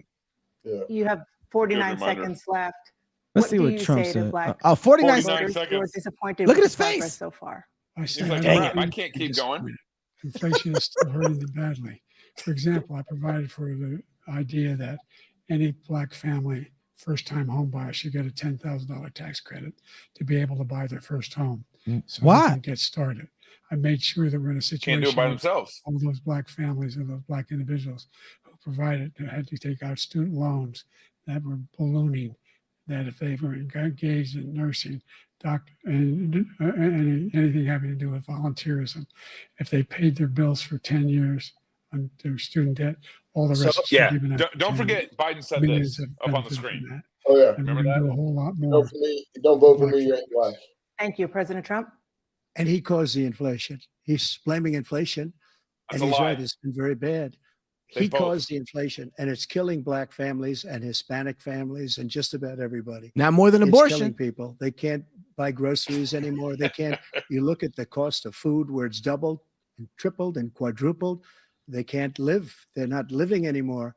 He caused this inflation. I gave him a country with essentially no inflation. It was perfect. It was so good. All he had to do is leave it alone. He destroyed it with his Green New Scam and all this money that's being thrown out the window. He caused inflation. Jumper cables. As sure as you're sitting there, the fact is that his big kill on the black people is the millions of people that he's allowed to come in through the border. They're taking black jobs now, and it could be 18, it could be 19, and even 20 million people. They're taking black jobs. and What's they're a black taking job? black jobs, I'm and trying you to figure haven't that out seen right it now. yet, but you're gonna see I'm something trying to that's go gonna through the be Rolodex worst like in our black history. job, black Thank you, job, black Yeah, job. black President job. Biden. That's just as There demeaning. was no Filmmaker. inflation. This whole Right. thing And is you know why? The economy was flat on its back, 15% unemployment. He decimated the economy, absolutely decimated the economy. That's why there was no inflation at the time. There were no jobs. We provided thousands of millions That's of jobs. not how it works. We're in Is that all so communities, good? Yeah. including minority communities. We made sure that they have poor health kids are insurance. that's We a had- real quote from Biden. The ACA has Wow. we made sure that they're I hope black people see how much they're trying to play us to get their. family Oh, this is written horrible. off from Oh, healthcare. my goodness. This But you know time what? Oh, White you guys people are are brutal in mad. the comments. times. White You people guys are are brutal mad. in the comments. Again, and they're going to try again if they win. You find comments ourselves are in a crazy. position where the idea that we're not doing any, we put more police on the street than any administration has. More police?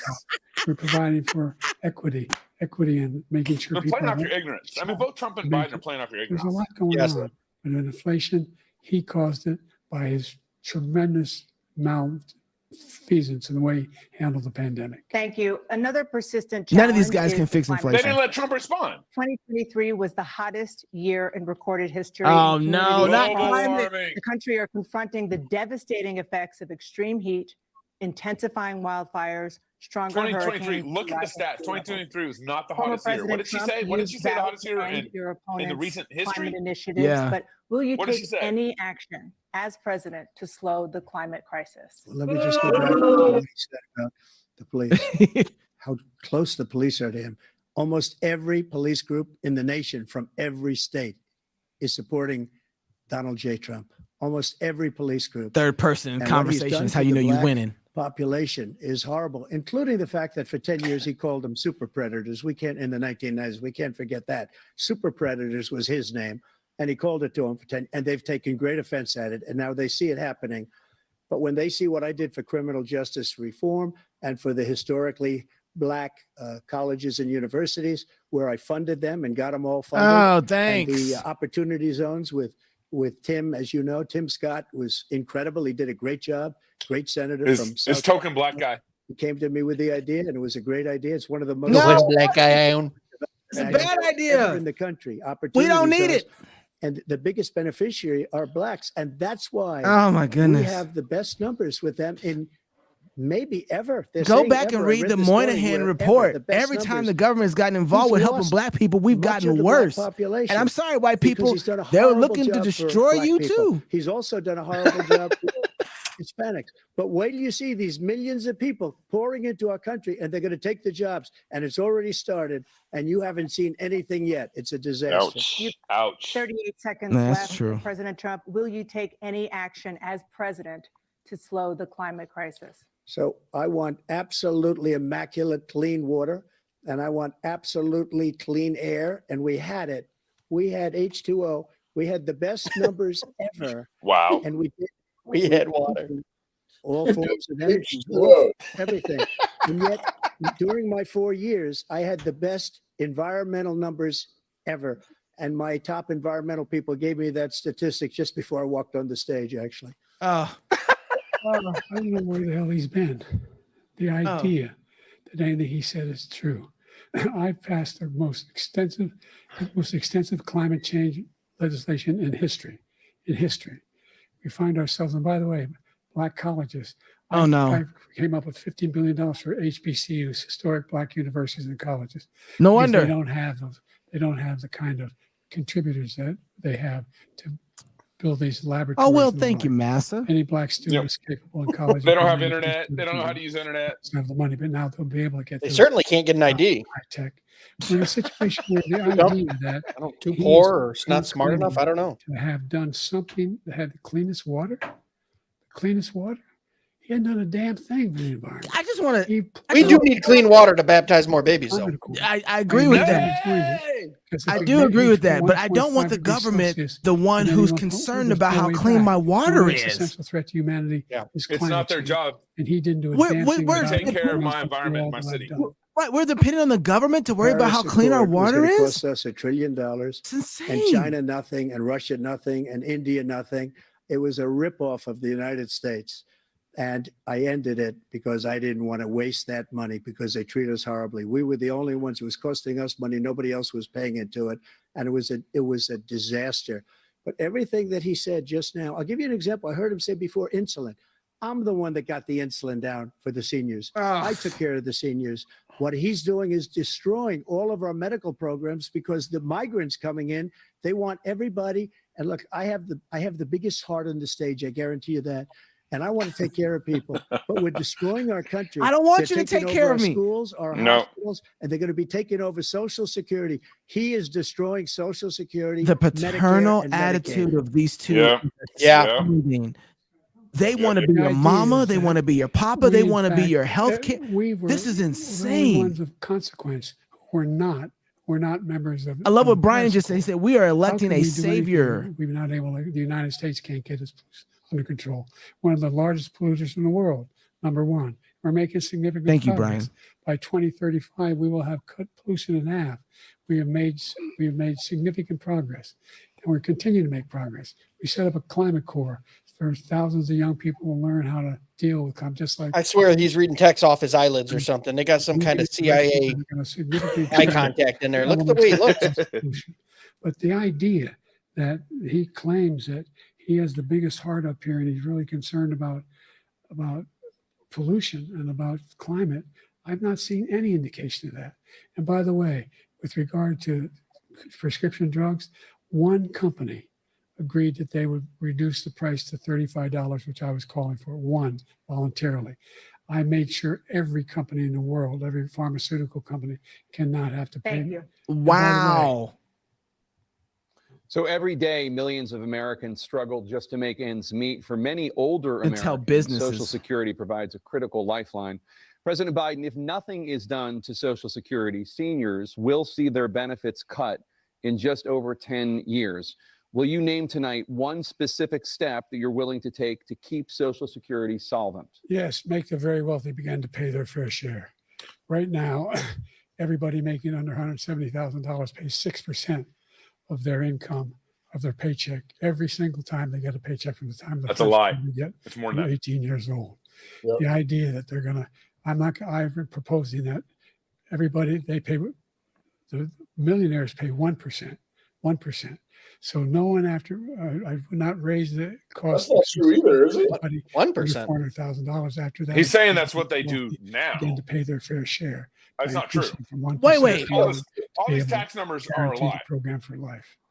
Pay You still your have 82 fair seconds share. left. Are there any other measures that you think that would be able to help You still keep have a Social minute and a Security half solvent, left, or Biden. is that one enough? Well, no, that one enough will keep it solvent. But the biggest thing I'll do if we defeat this man, because he wants to get rid of Social Security. He thinks there's plenty to cut in Social Security. He's wanting to cut Social Security and Medicare both times. And that's what. And if you look at the program put forward by the House Republican caucus that I believe supports, is in fact want to cut it as well. The idea that we don't need to protect our seniors is ridiculous. And by the way, the American public has greater healthcare coverage today than ever before. And on the ACA, as I said, you're in a circumstance where 400,000 people, 40 million people would not have insurance because they have a pre-existing condition. Only thing that allows them to have that insurance is the fact that they, in fact, are part of the ACA. And by the way, the other thing is we're in a situation where I talk about education for Black communities. I've raised the amount of money for Pell Grants, another $8,000. So anybody making $70,000 a year get $15,000 toward their tuition. He just doesn't know what he's talking about. Thank you, President Biden. President Trump. So I've dealt with politicians all my life. I've been on this side of the equation for the last 8 years. I've never seen anybody lie like this guy. He lies. I've never seen it. He can look you in the face. About so many other things too. And we mentioned the laptop. We mentioned Russia, Ukraine. Everything he does is a lie. It's misinformation and disinformation. The losers and suckers story that he made up is a total lie on the military. It's a disgrace. But Social Security, he's destroying it because millions of people are pouring into our country and they're putting them onto Social Security. They're putting them onto Medicare, Medicaid. They're putting them in our hospitals. They're taking the place of our citizens. What they're doing to the VA, to our veterans is unbelievable. Our veterans are living in the street and these people are living in luxury hotels. He doesn't know what he's doing. And it's really coming back. I've never seen such anger in our country before. President Biden. The idea that veterans are not being taken care of, I told you before. And by the way, when I said suckers and losers, he acknowledged after that he fired that general. That general got fired because he's the one that acknowledged that that's what he said. He was the one standing with Trump when he said it. Number one. Number two, the idea that we're going to be in a situation where he's all over the map. All of these millions and millions, the way he talks about it, illegal aliens are coming into the country long to and taking away our jobs. There's a reason. Are we sure there's not an avatar of Biden up there? Is that why there's nobody allowed in the room? An AI avatar is just talking. Than any other nation in the world. And by the way, those 15 Nobel laureates he talked about being phony, those 15 Nobel laureates, economists, they all said that if Trump is reelected, we're likely to have a recession and inflation's going to increase and go up. And by the way, worst president in history, 159 presidential scholars voted him the worst president in the history of the United States of America.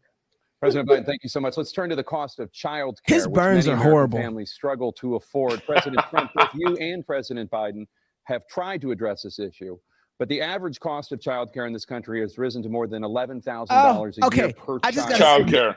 Yeah. I just got to say this. Turn it down.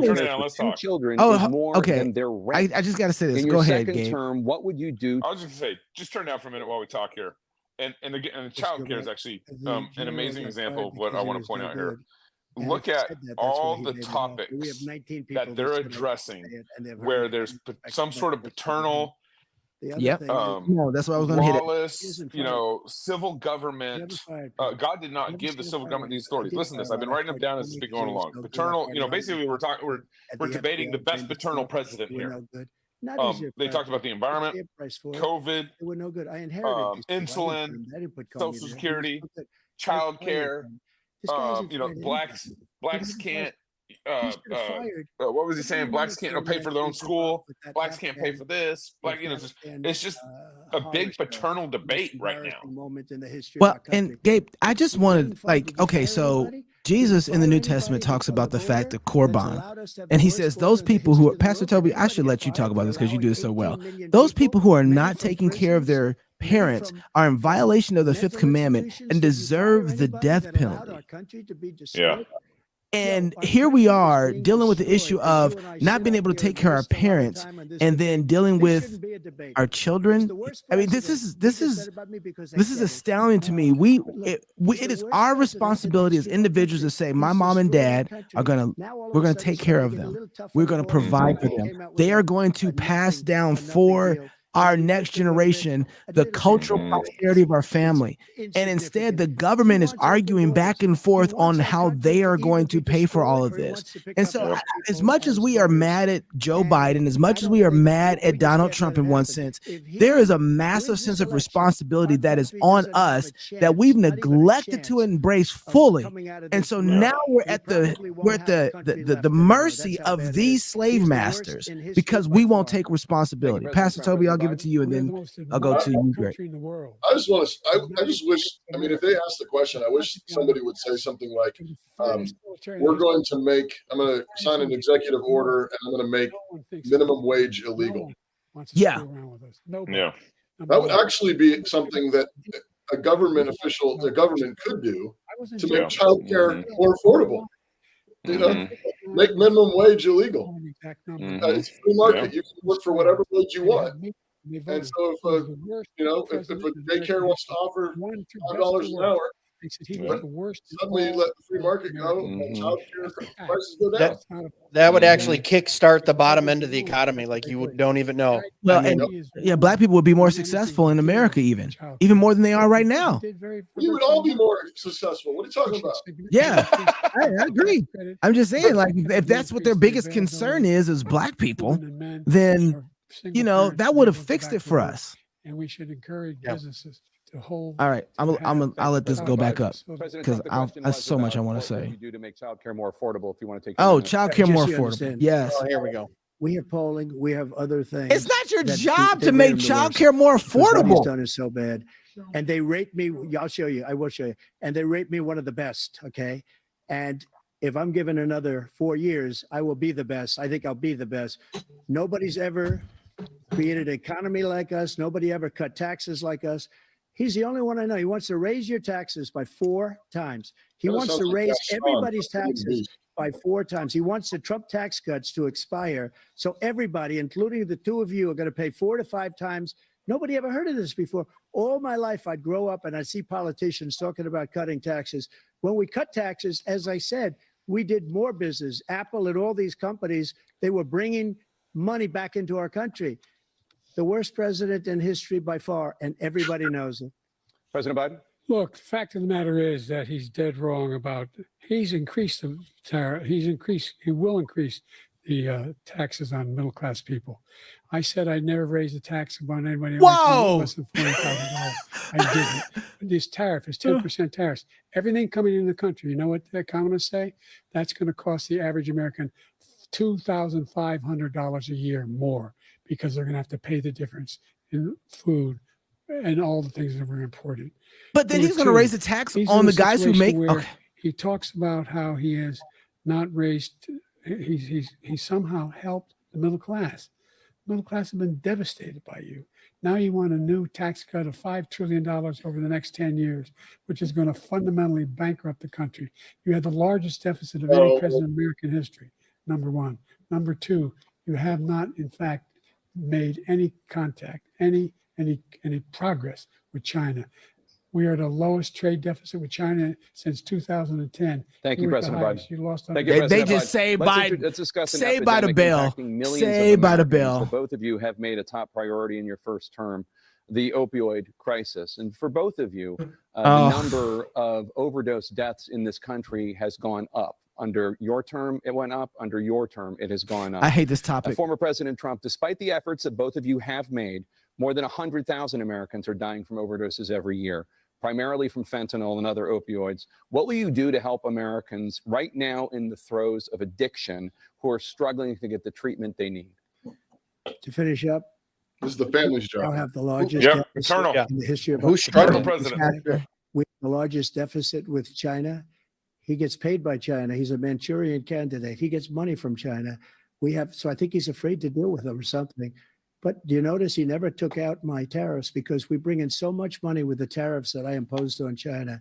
He never took them out. I don't like it. He can't because it's too much money. It's tremendous. And we saved our steel industries, and there was more to come. Look, the tariff thing is horrible. But he hasn't. When you decide to buy a vehicle, because it's too much why does money. the government need to get involved between you deficit buying a vehicle in the from history somebody of from our another And country? he's got the worst Private deal between the two of you guys. situation with China. Let's talk China's about gonna that own us after if the you show. keep allowing them to After do the what debate. they're doing to us as a country. They are killing us as a country, Joe, and you can't let that happen. You're destroying our country. So, President Trump, you have 67 seconds left. The question was, what are you going to do to help Americans in the throes of addiction right now who are struggling to get the treatment they need? Jake, we were doing very well at addiction until the COVID came along. We had the 2.5, almost 3 years of like nobody's ever had before, any country in every way. And then we had to get tough. And it was the drugs pouring across the border it started to increase. We got great equipment. We bought the certain dog that's the most incredible thing that you've ever seen, the way they can spot it. We did a lot. And we were getting very low numbers, very, very low numbers. Then he came along. The numbers, have you seen the numbers now? It's not only the 18 million people that I believe is even low because the gotaways, they don't even talk about gotaways. But the Just know numbers they're of just the arguing amount for of the abortion drugs pill and human nationwide. trafficking in women coming across our border, the worst thing I've ever seen, at numbers that nobody's ever seen under him because the border's so bad. But the number of drugs coming across our border now is the largest we've ever had by far. President Trump, thank you. President Biden. I wonder why, though. Fentanyl and the byproducts of fentanyl went down for a while. And I wanted to make sure we use the machinery that can detect fentanyl, these big machines that roll over everything that comes across the border. Machines will And save us. a lot of money. That was part of this deal we put together. This Trump says bipartisan dogs deal, are saving more us. fentanyl machines, more be able to detect drugs, more numbers of agents, more numbers of all the people at the border. And when we had that deal done, he called his Republican colleagues and said, don't do it. It's going to hurt me politically. No, he never argued it's not a good bill. It's a really good bill. We need those machines. We need those machines. And we're coming down very hard in every country in Asia in terms of precursors for fentanyl. And Mexico is working with us to make sure they don't have the technology to be able to put it together. That's what we have to do. We need those machines. Thank you, People President addicted Biden. to fentanyl, and he's saying we need X-ray machines at the border. Americans in the throes Heck, of dude. addiction right now struggling to get the treatment they need. Well, this does pertain to it. He ended remain in Mexico. He ended catch and release. I made it catch and release in Mexico, not catch and release here. We had so many things that we had done, hard negotiations with Mexico, and I got it all for nothing. It's just like when you have a hostage, we always pay $6 billion for a hostage. Every time we say a hostage. Now we have a hostage, the Wall Street Journal reporter. I think a good guy. And he's over there Daniel, we've because said that. Putin is laughing at this guy, probably asking for billions of dollars for the reporter. I will have him out very quickly as soon as I take office. Before I take office, I said by literally as soon as I win the election, I will have that reporter out. He should have had him out a long time ago, but Putin's probably asking for billions and billions of dollars because this guy pays it every time. We had 2 cases where we paid $6 billion for 5 people. I got 58 people out and I paid essentially nothing. Thank you, President Trump. Dana? Let's turn to concerns that voters have about each of you. President Biden, you would be 86 at the end of your second term. How do you address concerns about your capability to handle the toughest job in the world well into your 80s? Well, first of all, I spent half my career being criticized being the youngest person in politics. I was the second youngest person ever elected to the United States Senate, and now I'm the oldest. Not This anymore. guy's 3 years younger and a lot less competent. I think that just look at the record. Look at what I've done. Look how I've turned around the horrible situation he left me. As I said, 15 million new jobs, 800,000 manufacturing jobs, more 50 investment in billion America, new jobs? over billions of dollars in private investment. Is that what he just said? In enterprises that we are growing. By the way, we brought an awful lot of people. Well, the whole idea of computer chips, we used to have 40% of the market. We invented those chips, and we lost it because he was sending people to find the cheapest jobs overseas and to bring home a product. So I went to South Korea. I convinced Samsung to invest That's billions overseas. of dollars here in the United States. And guess what? Those fabs, they call that to build these chips, those fabs pay over $100,000. You don't need a college degree for them. And there's billions, about $40 billion already being invested and being built right now. You don't in the need a United college States, degree for creating anything. Significant jobs for Americans from all over the world.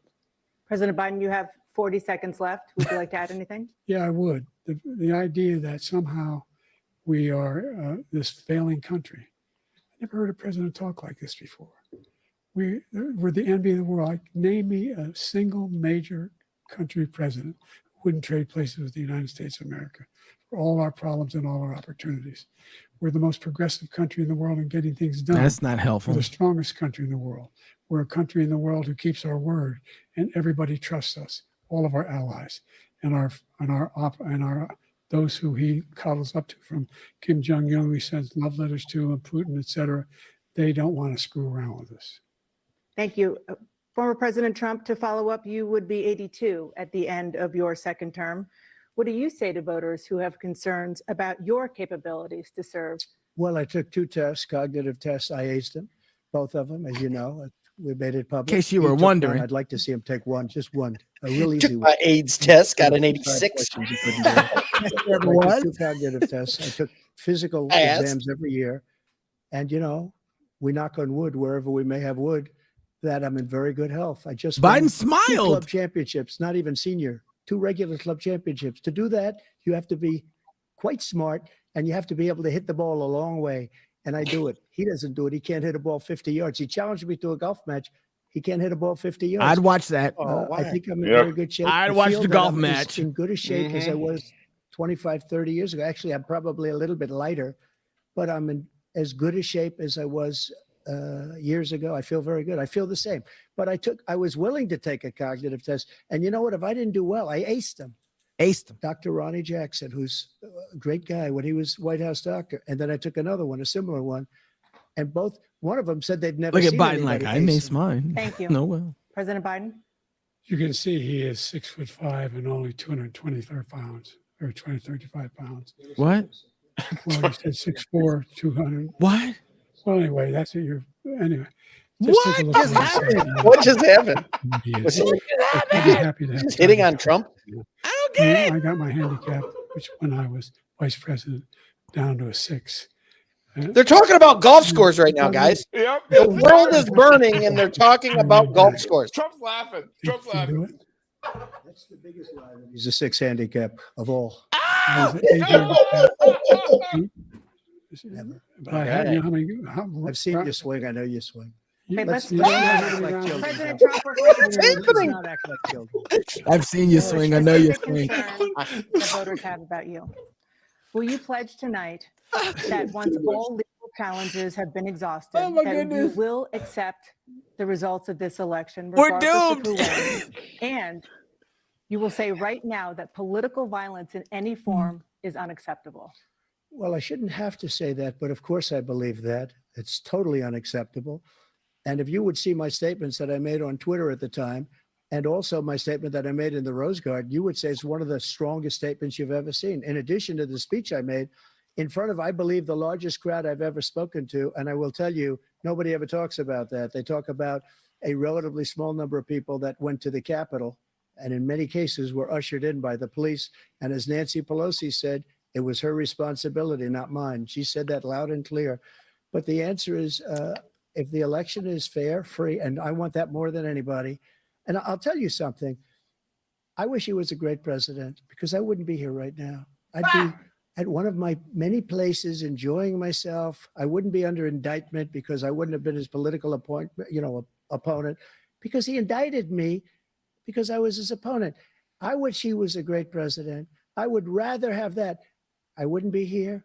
I don't mind being here. But the only reason I'm here is he's so bad as a president that I'm going to make America great again. We're going to make America great again. We're a failing nation right now. We're a seriously failing Not without nation. Christ, we won't. And we're a failing nation. That's right. Because of him. Amen. His policies are so bad. His military policies are insane. They're insane. These are wars that will never end with him. He will drive us into World War III, and we're closer to World War III than anybody can imagine. We are very, very close to World War III, and he's driving us there. And Kim Jong-un and President Xi of China, Kim Jong-un of North Korea, all of these, Putin, they don't respect him. They don't fear him. They have nothing going with this gentleman, and he's going to drive us into World War III.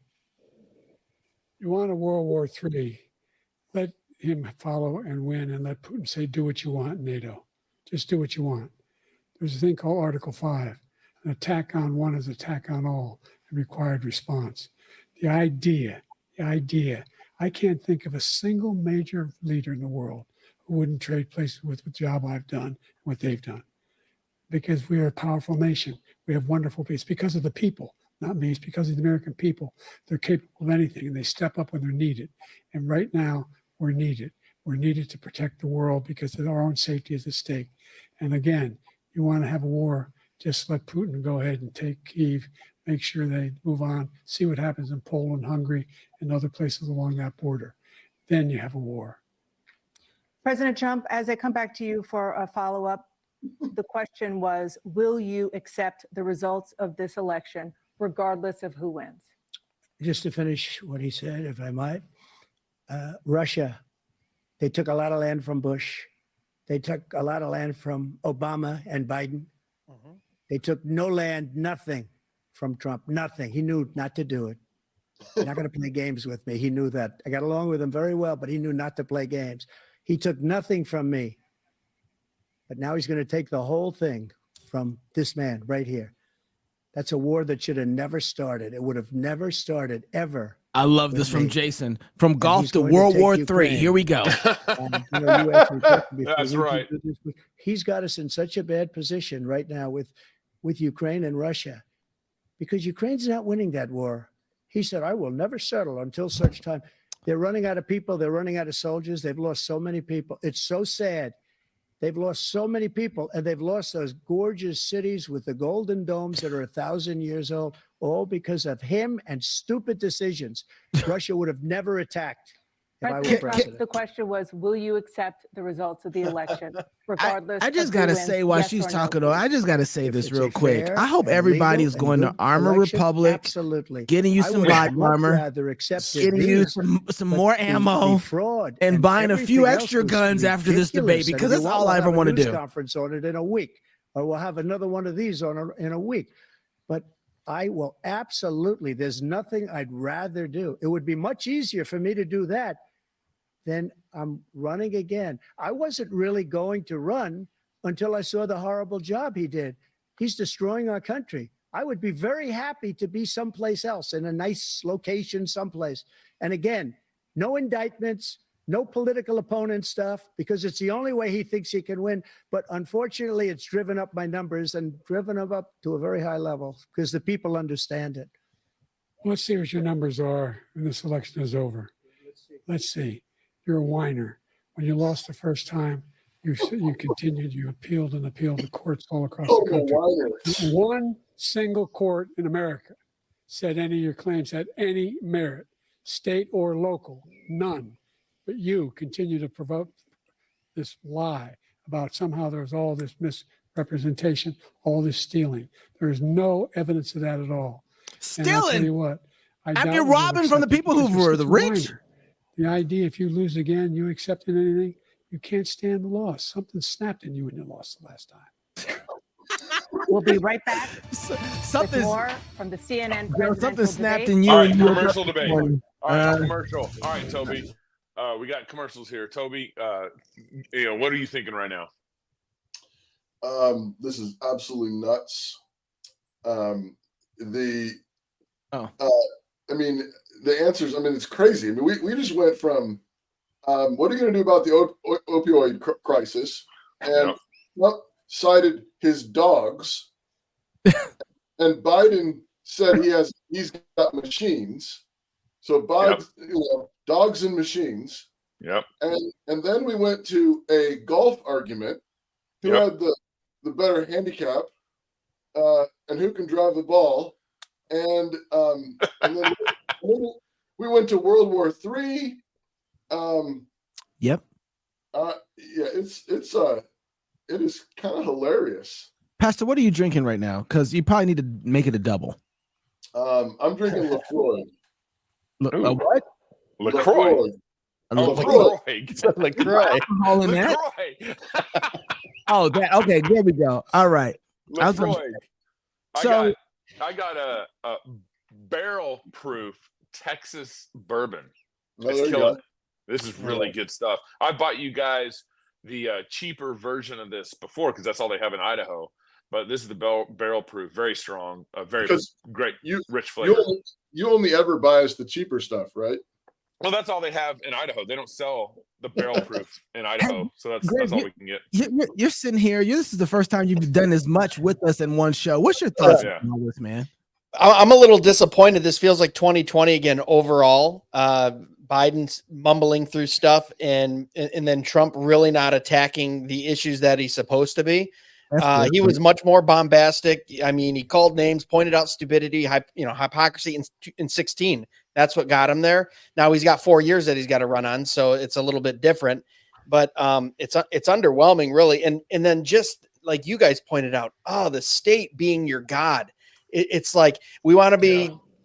You don't want to be omnipotent, excessive laws, omnipresent, spy state, cameras, privacy, Jehovah Jireh, your provider, welfare state, Jehovah Rapha, we're a healer, Medicaid. We're gonna, it's like it goes on and on. Like every attribute of God the state wants to be, and it's disgusting.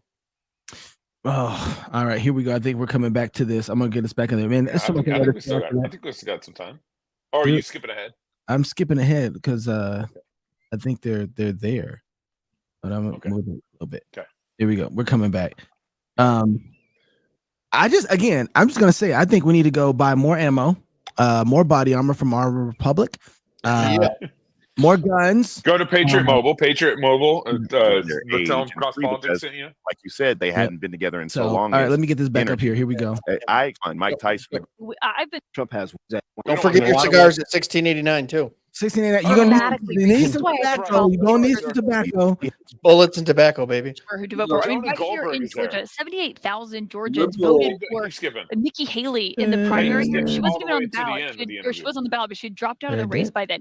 The Georgia governor, who was just here in the spin room being followed around by reporters a few moments ago, told me yesterday that he did not vote for Donald Trump. He will be voting for him this November, but he just left his ballot blank. There are those voters as well. Yeah, that's all that was there. Age and 3 because, like you said, they hadn't been together in so long. Is energy. Oh man, I expect you didn't. Oh, how do we get closing comments? I want to get closing comments. I think you skipped too far ahead, dude. I didn't skip. It just did its own thing. It just skipped for me. It did its own thing. Let me see if I can get back to the beginning. Of course, Daniel bought a gun this week. Yeah. Daniel, smart man. He buys a gun every other week. How did our guy get an invite? Jonah Goldberg get an invite to be on the CNN panel? I want to know that. The debate is back. Hey, the debate is back. Somehow you got on the wrong video, man. I don't know how that's what Daniel Fukushima just said. Go get out of YouTube. What does Daniel know? Daniel doesn't know anything. Hold on. Hey, yeah, you just mute everything and let's talk some more. Here we go. Here, hold on. We'll just pick back up here. Okay.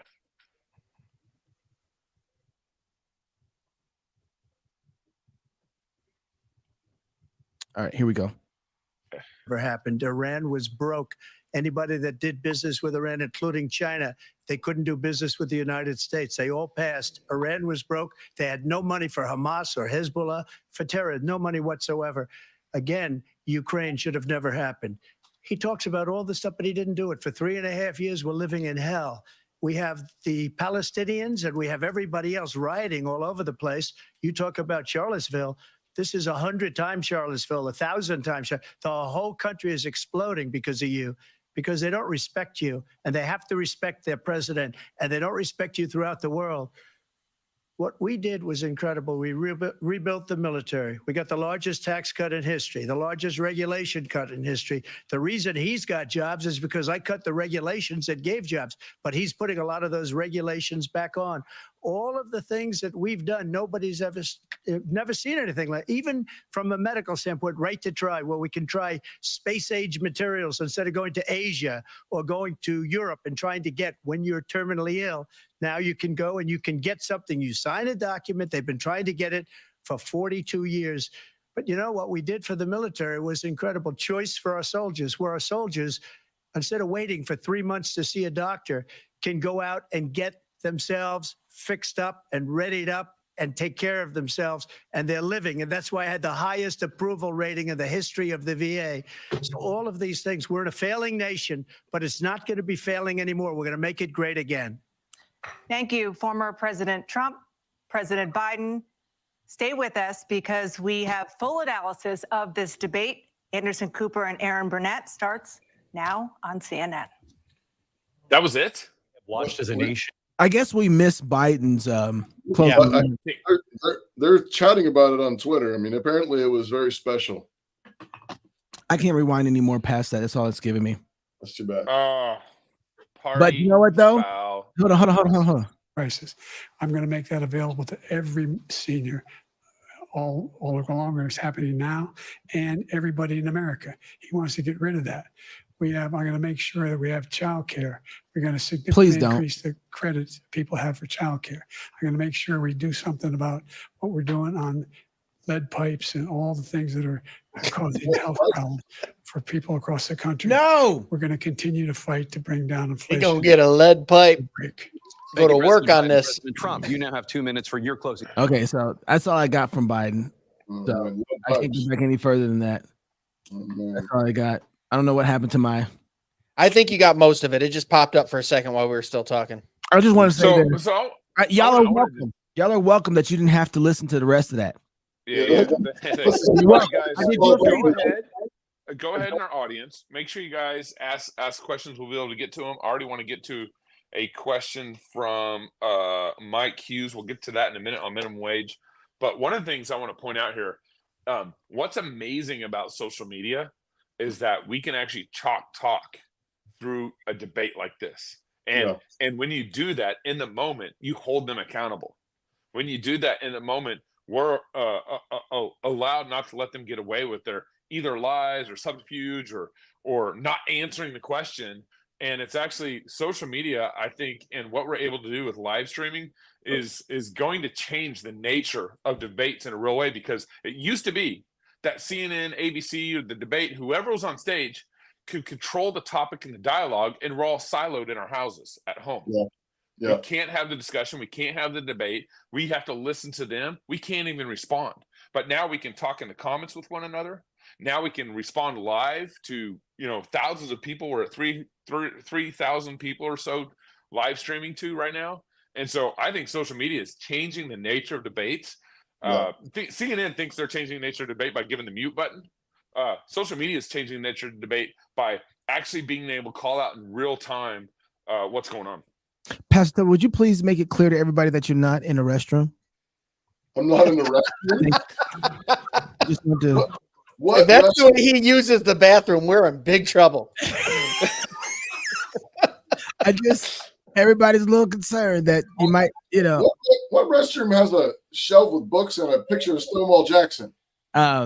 Well, you could be different. A godly man's restaurant. Yeah. Okay. Well, Pastor, you got notes. What do you have over there? Well, I was just going to say, I think one of the big takeaways here is, I'm going back to what we asked David Bonson about, but Joe Biden is absolutely exhausted. He's ancient. He is an elderly man, and I think you're very much in sort of a damned if you do, damned if you don't kind of moment. If they refuse to do the debate, then everybody's accuses him of avoiding the conversation because he's too old and senile, and so he's got to do it. But he does that, and he looks like he is way too old for this job. Well, and to be honest, to your point, Toby, I think the Democrats think that Biden was satisfactory for them tonight. I think they think Biden did not freeze up. I mean, he froze up in some small ways. Wasn't a bad. He froze up a couple times, but it was nothing significant. And I think the Democrats, had a close one there. Well, I think there a number of Nicholas Kristof is a New York Times columnist, liberal. He writes, "I wish Biden would reflect on this debate performance and then announce his decision to withdraw from the race, throwing the choice of Democratic nominee to the convention. Someone like," here's real funny, "Gretchen Whitmer or Sherrod Brown or Secretary Raimondo could also jump in and beat Trump."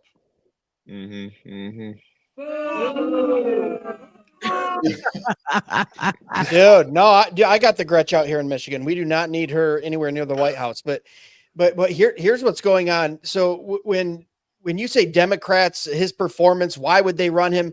I've been in meetings with people who are movers and shakers within the two parties, and they basically had this conversation. They went, look, in 2020, no one thought we could win. We put him up. He was mumbling then. He won. Let him run again. And they say this to the Gavin Newsoms and all the guys that want to run. Let him run again. You support him. You'll have our full support in 4 years. If Trump happens to win, then you've got 4 years worth of stuff to run on in 2028.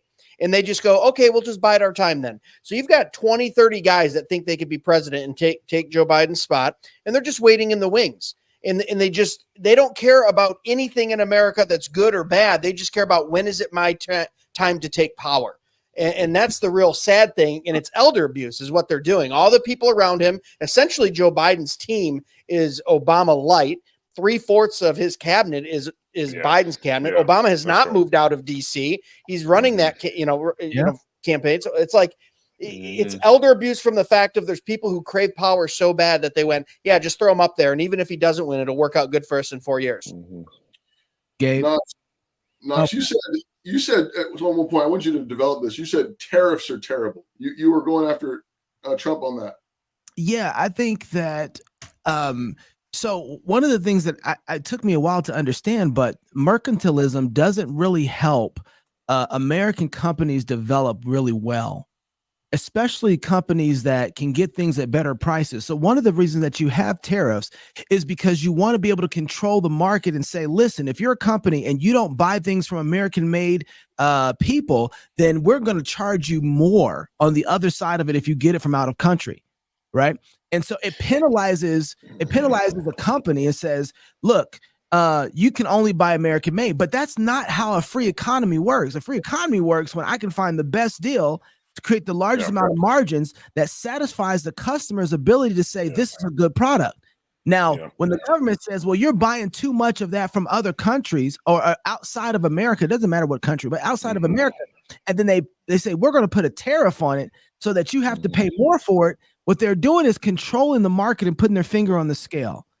Now, what they end up doing ultimately is penalizing the individual who you're selling to, who could obviously get it at a cheaper price if you were able to make the best deals on the back end where you are. But the government says, no. If you're bringing that in and you're not supporting the people who are making it here, then we're going to penalize you for that. That's controlling the market. Look, if Americans can make great things, I'll buy it and sell it at whatever value. But if somebody else can make the same thing at the equal price, and I can make or less price for me and I can make more money off it, why can't I choose not to do business with that person? But when the idea of America first, they think America first only means, well, you buy American. No, America first is about the individual who buys from another individual, right? Can they get it at a good value, at a good price that benefits them? And so, what are you going to say, Gabe? What? Oh, go ahead, Gabe. No, I mean, I was just going to add to that. I was actually just talking to, we had David Bunsen on earlier. I was just at dinner with him tonight. And he said, if you think taxing, foreign trade, tariffs, if you think that is going to do anything to inflation or to better consumer interests, you need to go back to middle school economics class. Facts. The taxing, all you're doing. So the problem of what we think we're doing is that we are taking taxes and removing it, let's say, from over here, income tax, whatever, and then we're going to, rearrange that tax to tariffs over here.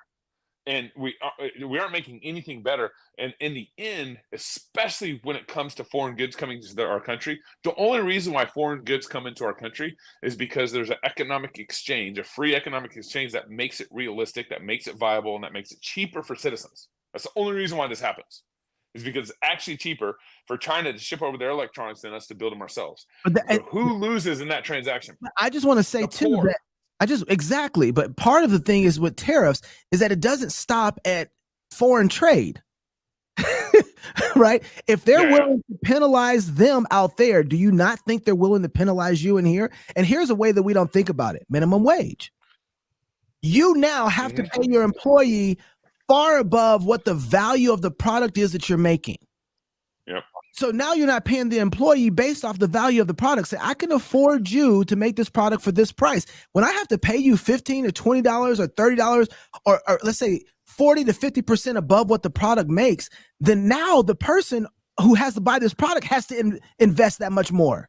Yeah, pay more. You got to pay more. more. This is Knox. So this is actually a question from Daniel Hughes. He asked it in the comment section. So I want to ask. Let's kind of ask I want it. Greg to jump in here real quick before we move to that. Greg, just really. Okay. Oh, go ahead. Oh, just real quick on the tariffs. First of all, the game that they're playing is the same game they play with taxes. We have an uneven tariff. So they go, instead of dropping the tariff to 0, let's raise it so everyone's the same, right? Because for years and years and years on the auto industry, I live 45 miles south of Detroit, big auto industry back in the day. They didn't have any. They had a 70% tariff on American cars that went over to Europe, and we had a 0% tariff here. So why do you think Toyota and Mazda and Nissan in the 70s, 80s, and 90s are now in the top 5 manufacturers of car makers? Because they were much, much cheaper for consumers to buy because we weren't tariff. But over there, Ford wasn't expanding only until recently, the last 5 years. So that's one thing. I say all the way to 0. And then, but the other side of that is it's also very tricky because we have business owners that now sell globally. So, you got to realize that the guy who's making razors, he might be selling 2 million of those in China, and they're going, oh, on American goods, we're 40% tariff. We wouldn't want that. So what do we do? We say, well, 40% on China then to even it. Yeah. So either we go both 40 or we're both 0, but that'll never happen in politics, unfortunately. Let me add to this real quick. One reason why tariffs are a debate or even a thing, or let me actually pose the conversation this way.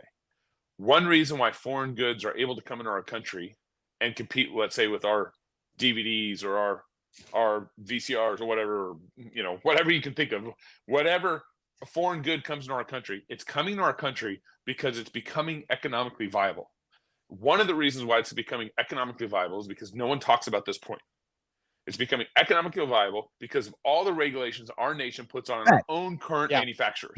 That's the minimum wage. All right, now you're preaching. Wage, the regulations, all these things, and so they actually make it more expensive for our companies to produce, electronics than it does in China, and then so we have to. It's a never-ending cycle. So we have to raise tariffs over here.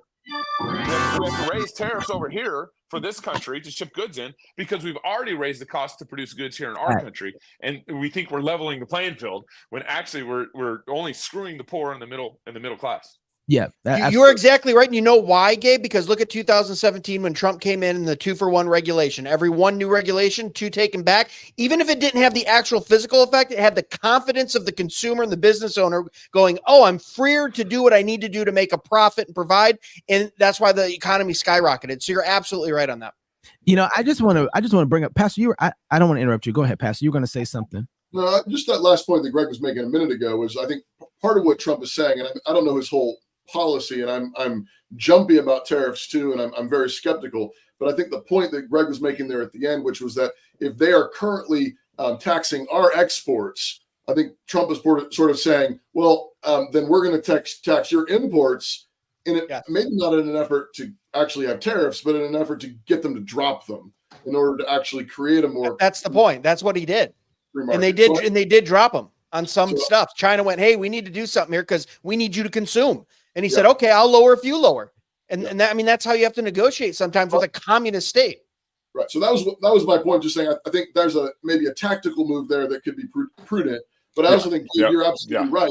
We're shooting ourselves in the foot because we have all these regulations making our own homegrown goods so expensive to make. Why do we need the government to do that for us? Because wouldn't the market work itself out anyway? If we didn't have any home regulations, yes. If we cut all the regulations at home, then yes, we could win. Knox, let me add here. I think to that point, I have to think through this more. Toby just brought up a point I haven't really considered. But what if we have a truly free market here in America, no regulations, no minimum wage, all that stuff, and let's say we're producing, DVD players at a fair, equitable way. No, What is DVD player? He's hooked on DVD and VCR players tonight, man. I know. Isn't that great? I was going to say beta, but I laid off that one. Tracks. And let's say China wants to compete with us. And so what they do, the government says, I want to take down that industry in America. And so the government comes in and says, hey, we're going to reduce the cost of manufacturing by juicing using the juice from the government to come in and lower wages or lower the production cost of DVDs and ship them over to the US to take out the industry in America. So some sort of kind of economic warfare. They do that now. They do that now. And so I might slave labor. Try to Greg, you aren't helping me, man. So I might I would want to try to maybe think through how I let a foreign nation come in and unlawfully, because I could say slave labor is illegal. I can say these things because I have a standard in Christ, and that they are breaking God's law and trying to come in and mess up our economy because there's some sort of economic warfare going on. I would want to figure out maybe some sort of play there, I think. Yeah, but Toby, is that kind of an example that you're kind of thinking about in the back of your mind when you're talking, when you make that point? Yeah. I think it's just the point that Greg made earlier, which is just that, we are I think it's happening now, which is just that I think other nations frequently are taxing us. They're putting tariffs on our exports, and so limiting our ability for our businesses to grow. I think the root thing you've already touched on, which is just we should kill all the regulation, but to make it as inexpensive as possible to make our goods and services and export them wherever we want. But I do think that, there is a economic warfare going on, but I think you have just to be careful because you give the government an inch and they take a mile. Right. And I think I'd much rather have a whole lot of free markets that work things out over time than the government stepping in and putting their finger on the scale constantly, because one thing leads to another thing leads to another thing. But you have to think through, one of the principles here is that Americans have constitutional rights. China does not have our constitution. Right. Well, and that's what I think I was going to say too. Same thing with climate change and everything else. They don't care. Yeah, Gabe's frozen for some reason. His hotel internet is not treating him right. I got a text message from my guy Marcus Pittman, who just said that CNN is calling for Biden's removal. Don't miss this on the CP show. They just said that the candidacy has fallen. Pray for his advisors. They do the right thing. There's a new plan that must be put in place. What? CNN is saying that? I'm going to CNN right now because I don't believe it.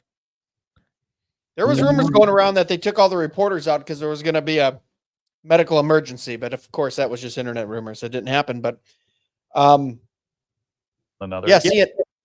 that's insane. Hold on, let me see what they got going on. Is it true? We'll be right back. The race for the White House. I'm guessing Marcus. I mean, I trust that Marcus is right, stage, but I'm going to try. Lost his own message in the We'll see what happened with Gabe. Here goes. You guys hearing this? That's the problem. Donald is the rally Trump. You want to know what Donald Trump showed up? The one that I get to see every weekend at a rally, because I watch Donald Trump. I listen to Donald Trump. He didn't have to make it up because that's what he's been saying. And it's been good enough for over 40, 50%, maybe 50% of the American people. Joe Biden had a difficult task tonight. And that was to tell the American people, give the narrative. Here's what I'm doing. And here's what I plan to do over the next 4 years. Instead, I think he was trying to fact check. And I believe it was a missed opportunity, but he scored a lot of singles, and you'll see a lot of pundits, including some of my colleagues on the DNC, that will be a little nervous. I'm not nervous. I know Joe Biden. Okay. He'll come back. Now, this is the most racist thing I've never seen ever on CrossPolitic. Look at this comment right here. Where's this comment? Hold on. I think you're on ABC. Oh, that's okay. They all say the same thing anyway. She related to Knox. And CNN, there's Knox. Hey, Knox, do you know her? Comment Don't know right black people know each other? Hey, look at this. Now, I tell you right now, if that ain't some white boy summer bull crap, my goodness. Hey, y'all all the same, ain't you? Doggone. All right, let me take that out. On CNN, they are saying like they're panicked. Oh, are they? Well, On look at CNN, God. Don't tell me God won't do it. Let me go find it. Hey, where my producers at? I need some CNN stuff real quick. Steve McDonald, Knox is black. You know, another ignorant comment right there. Not to see my blackness, boy, I tell you. Building a whole world for the millions of people watching, particularly on some of the most basic subject matters that President Biden should have been able to just. That world that he was able to build, it was not knocked down by the president. That is really at the heart of the problem. He may have won when he was making his discrete policy the points, but part of the job on the debate stage is dealing with an opponent like Donald Trump, who goes like a mile a minute on things that are not true. And if you don't deal with that, Abby. I don't know if But no one at home is doing that. All I No want one to at say home is, doing that. I'm not sure. I don't think you're giving viewers enough credit.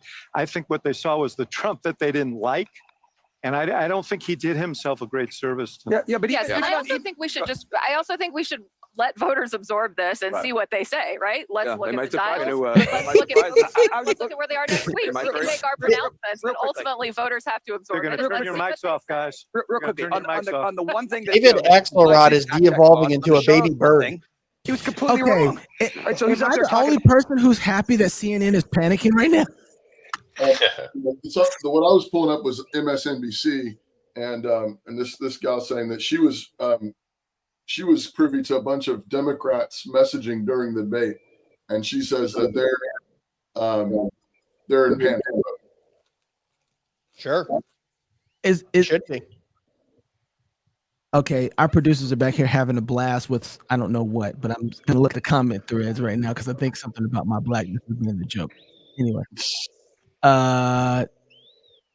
do you think this is when they pull the line? Everybody's been saying, "Oh, debate night in America, VP Kamala Harris." When is that? Kamala Harris is coming up next. We can't miss that, guys. I don't know about you, but I gotta see what the VP says. What she has to say is going to be so important. What was I going to say? This is terrible attempt at moderate. I mean, the only chance that Kamala Harris has to become president is if Biden dies. Gets There's JFK? no way she's electable. Beyond that, oh no. So that's why they didn't moment. That's why they didn't push him aside. Is her numbers are worse than Joe's. David Bonson just texted me and he said that was much worse for Biden than I expected. But do you think? Okay, so there's been a thing been set in place that they are expecting to remove Biden. And do you think this is a part of the play to remove him and to put somebody else in place for the election? Because that's what they've been trying to find the moment to do. Everybody sees it's bad. Nobody thinks it's good.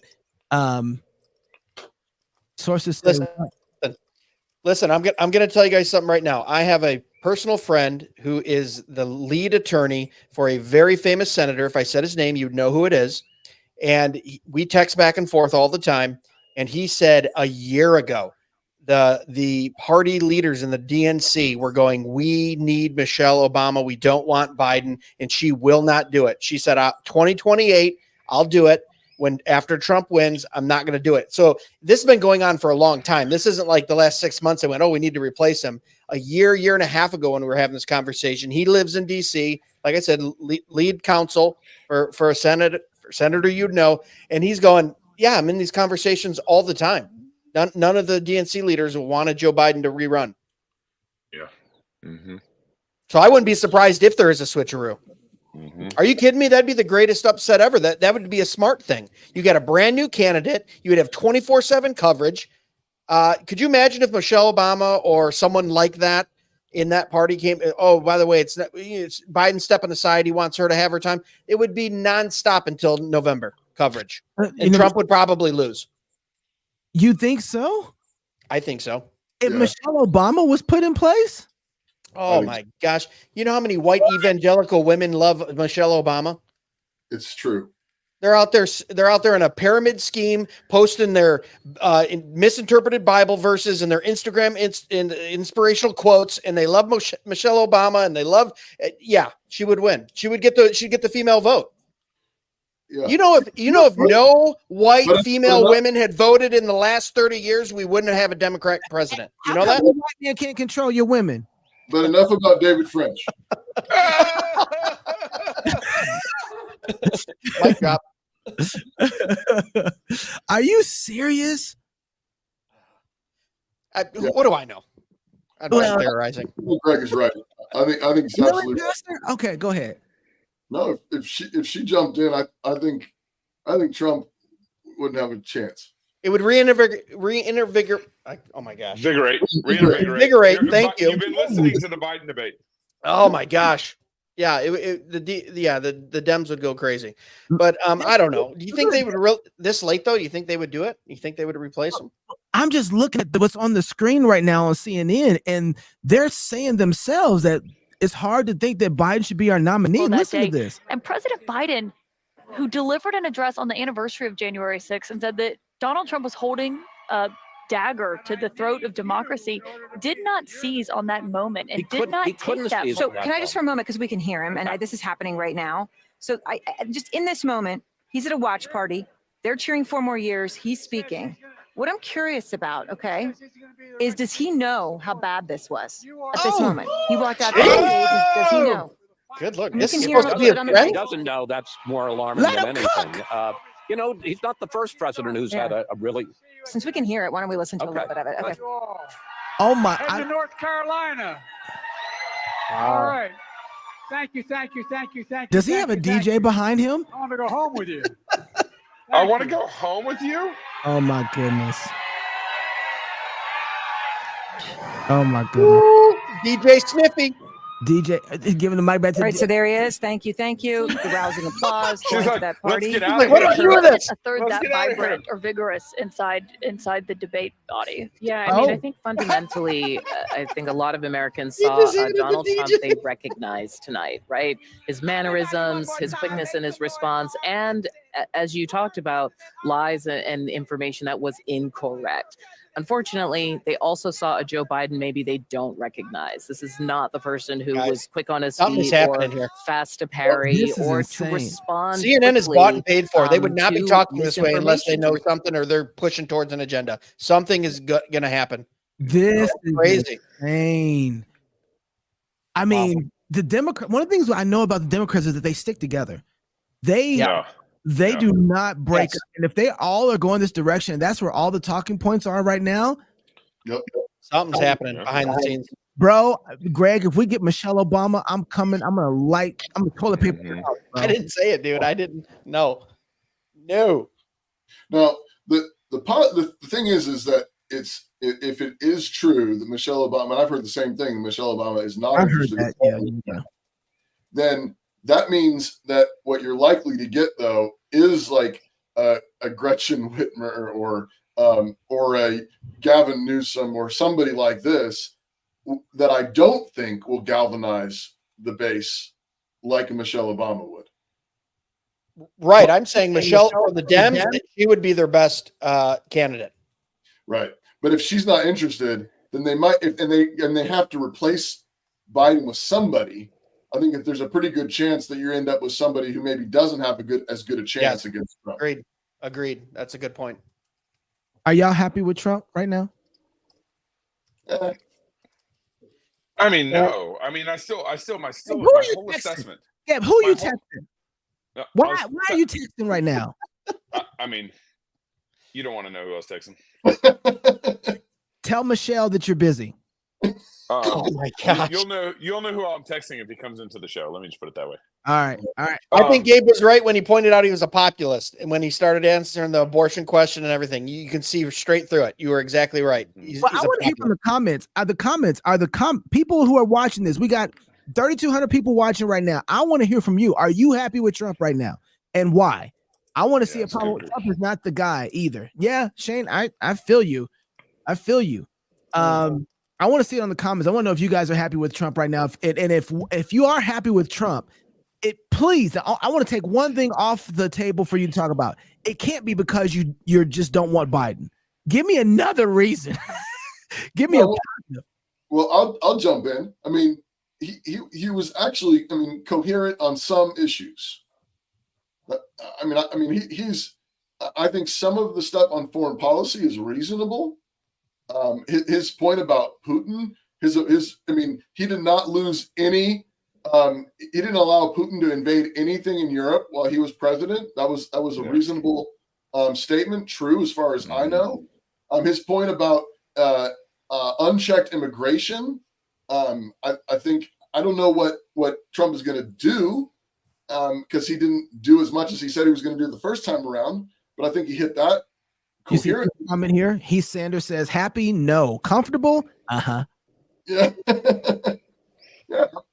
Yeah, the statement that really surprised me was kind of his, I'm going to make Mexico build a wall and pay for it. That statement tonight was, if elected, I'll end the war in Ukraine, between Ukraine and Russia by the time I get into office. I was like, okay, that's kind of like old Trump there talking big. And I don't know. I haven't seen too much of it on Twitter of that statement, but that's a bold statement to make. Greg, I just want to point out to you, I mean, you talked about not mad, just disappointed. Yeah, I get it. I do want to point out the reason that we didn't get the Trump from 2016 that I think a lot of people were looking for and what they wanted to see, particularly those on social media, because it was going to be meme worthy, was because he's not the one losing right now. Yeah. And I think Trump actually played it quite well, because if he had come out swinging, he would have been that guy. Right. He has to come out with a kind of gravity, dignity, and calmness. If he loses his cool, then it looks like he's kicking a cat. I mean, he's kicking puppies. Well, I'm not saying come out and call names and, you're a pig and ugly and all that stuff he did in 16, but to look directly at him and go, look at, you are not well in the mind. American people, this man is not well in the mind. He's a geriatric. He's making talk directly to him.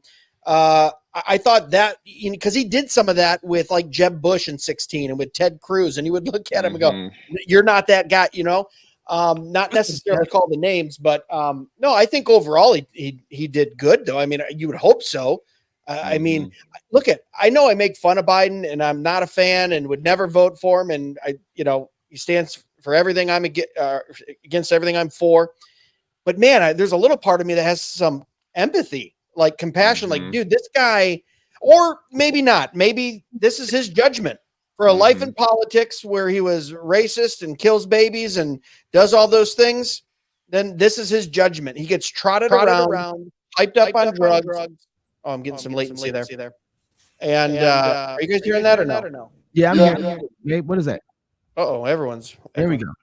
All right, we're back. Robert Bortons is in here, ladies and gentlemen. Robert Bortons, Classical Conversations, the OG who's been supporting us since day one, 7 years ago. My guy, salute to you, brother. Welcome to the conversation. I'm glad you're here. Yeah, I'm glad I'm here too, and not on that debate stage. Oh, come on, that'd be fun for you. It would be fun. Robert, it would be fun. It was very depressing. Robert, I know what you were saying, Robert. You were saying to yourself, and everybody was chanting with 4 more years. 4 more years. That's what you were saying, right? Well, I mean, that could be applicable to either of them. But yeah, apparently the Democrats are in full meltdown mode. You know that the people up top have given the okay for them to replace Joe Biden because everyone's talking about it. Yeah. Big takeaways, Robert? We're not putting our best into office. Yeah, I thought Trump did a really good job. I was concerned about the CNN debate and if they would give him a equal chance, and I thought they were very neutral, so I was kind of surprised by that. Yeah. I think who was it at the beginning? Someone at the beginning, just maybe it was Bonson, but or Gabe, one of you guys, but just said, I mean, I'm grateful that Trump will bring people with him who I know are going to be friendly to the Christian faith. I'm grateful for that, even though that he understands the Christian worldview and is incredibly inconsistent and incoherent in various ways.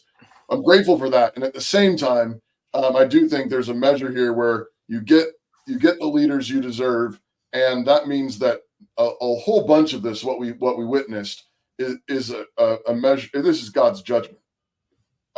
we are under God's judgment, and it is and it's demonstrated, I think, in debates like this, where they're not being, neither one of them were held to demonstrate that they're being coherent, that the truth mattered. I know both sides are accusing both sides of lies and lies and lies. Gabe said several times they're playing off of the ignorance and the naivety of the audience, of the people, that we don't know what they're talking about. So he's making these random claims. And then, anyways, all of this, though, is the judgment of God. Well, the nice thing about living in a republic is you get the leaders you deserve, and the bad thing about living in a republic is you get the leaders that you deserve. And yeah, I mean, I'm a Trump fan. I like his policies better than his personality. I think that he does a good job messaging to the people who are going to be voting. I know pro-lifers aren't super happy with how he answered things, but as far as actually getting pro-life things done, he's actually done it. And of course, a lot of those pro-life organizations, helped him get those things across the goal line. But a lot of them, I mean, I'm an abolitionist. It's murder, but until we get, a sheriff that's willing to arrest people, a jury that's willing to, say they're guilty, and a judge who's willing to put it in court, America is where America is at the moment. So I think we need to continue to push the issue, but ultimately you can't govern if you don't win elections. And, just from watching it, I don't know if Joe Biden lied, because I could only understand every third word he said. But in general, I mean, I think what Donald Trump said was, in general, the truth. And I mean, quite honestly, the left really isn't throwing too much at Trump right now, because they are in full panic mode. And, a lot of people, I don't know who they can replace Joe Biden with, who's not Kamala Harris, but Kamala Harris will probably still lose worse than Biden. So yeah, it's going to be really interesting to see what the kingmakers in the Democrat Party try to do going forward. I want you guys, they're talking right now. I think somebody from the Biden campaign, they just thought this was interesting. I want you guys to check it out. Desperate for President Biden to give his a performance. And after his performance, it has really set off panic. There was one Democratic congressman I was in touch with who was on Capitol Hill at a watch party with a number of other lawmakers. And that moment early on in the debate where President Biden was talking about the national debt and seemed to lose his train of thought, paused for several seconds, and then gave a confusing answer.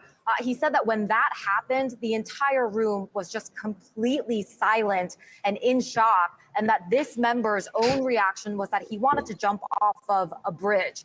And he said that throughout the course of the 90 minutes of the debate, he and the other lawmakers in the room felt like Donald Trump looked young and Joe Biden looked old, and that Donald Trump seemed to mostly be on the offensive, and that Joe Biden seemed to be mostly on the defense. Democrats, he said, are just panicked right now and don't even know what to do. I mean, these are some really devastating reviews for a Biden campaign that really wanted to use tonight to dispel this notion that President Biden is too old for a second term. You and I were just talking about right before the debate, how Biden advisors were hoping that for tonight, a lot of Americans would be tuning in and seeing a President Biden that was more than just the 5, 10, 15-second clips that they often see on social media where he does look feeble or older. And now we have another example of the kind of moment that is sure to go viral on social media. The Biden campaign, I should note, is obviously trying to do their best to offer their best spin. You know, they have pointed out moments from the debate that they say, landed better for President Biden on January 6th on the abortion issue. They're also saying that for President Trump, when he was being more vicious and being more personally insulting, that wasn't a good look for him. Could you guys imagine having to run Biden's social media campaign right now? The text messages you are getting, hurry up, get it posted, get it out there. Well, and this is what I'm saying is they would normally they would be spinning this, right? They'd be saying that, Trump was a liar, that he was doing XYZ and really attacking him. But they've clearly got a okay from either, former President Obama or someone high up in the Democrat Party to just trash Biden. And, the polling that, just since the indictment of Trump being a quote unquote felon, like Trump has gained 3 points, like in almost every single poll. So they know that this is going south, and if they want to be in power, they're going to have to do something different, or they have to figure out how to stop the bleeding somehow. I would just say very quickly too, let's not forget that CNN is a for-profit organization, and their best 3 years ever in the history as a network was the 3 out of 4 years that Trump was in office. So I wouldn't put it past them to go, look, if our guy doesn't do that well, the best thing that can happen for us is 4 more years of Trump, and we will go right back to what we did from 16 to 20, talk about how the world's going to melt down, how sell fear, sell anti-Trump, and they'll have great ratings, and they'll pull in all kinds of ad money. And I'm conspiratorial enough to believe that it's not past a corporation to go, we can win both ways. We win if he wins, and we win if he loses. Greg, you're so cynical. I love it, man. I know. I'm a realist, baby. I'm a realist. I ain't cynical. Yeah. Hey, Neil, our producers, can we bring anybody live that are in the questions and comments? Yeah. Bring them into the show to ask a question? Yeah, Is that's there a way to do that? Side. Let's do it. Yeah, we can do it. If we want to put the link out there, we can put the invite link inside of the comment section. Yeah, our producers ain't happy about it or thinking about it at all. But I will. Well, who's more unhappy, your producers that you're doing this, or the CNN and Democrat establishment after this debate? I will tell you, I will be so brutal on whether or not you're going to stay in the conversation or not. So put it in there, guys, and let's get it out there, and we'll yeah, we'll bring in people as we can. And Neil, you'll know I got some people that might be coming in or not. I'm not sure, but you'll know when they come in. Let them in. I just want you guys to know. Have you went to Black Twitter at all? Just wondering. How do you get to Black Twitter? You gotta have the passcodes. There's a secret handshake. Only Knox knows it. There you go. Are we allowed? Do you understand the words that are coming out of my mouth? I'm gonna leave that alone. Knox, I apologize on behalf of white delegation. And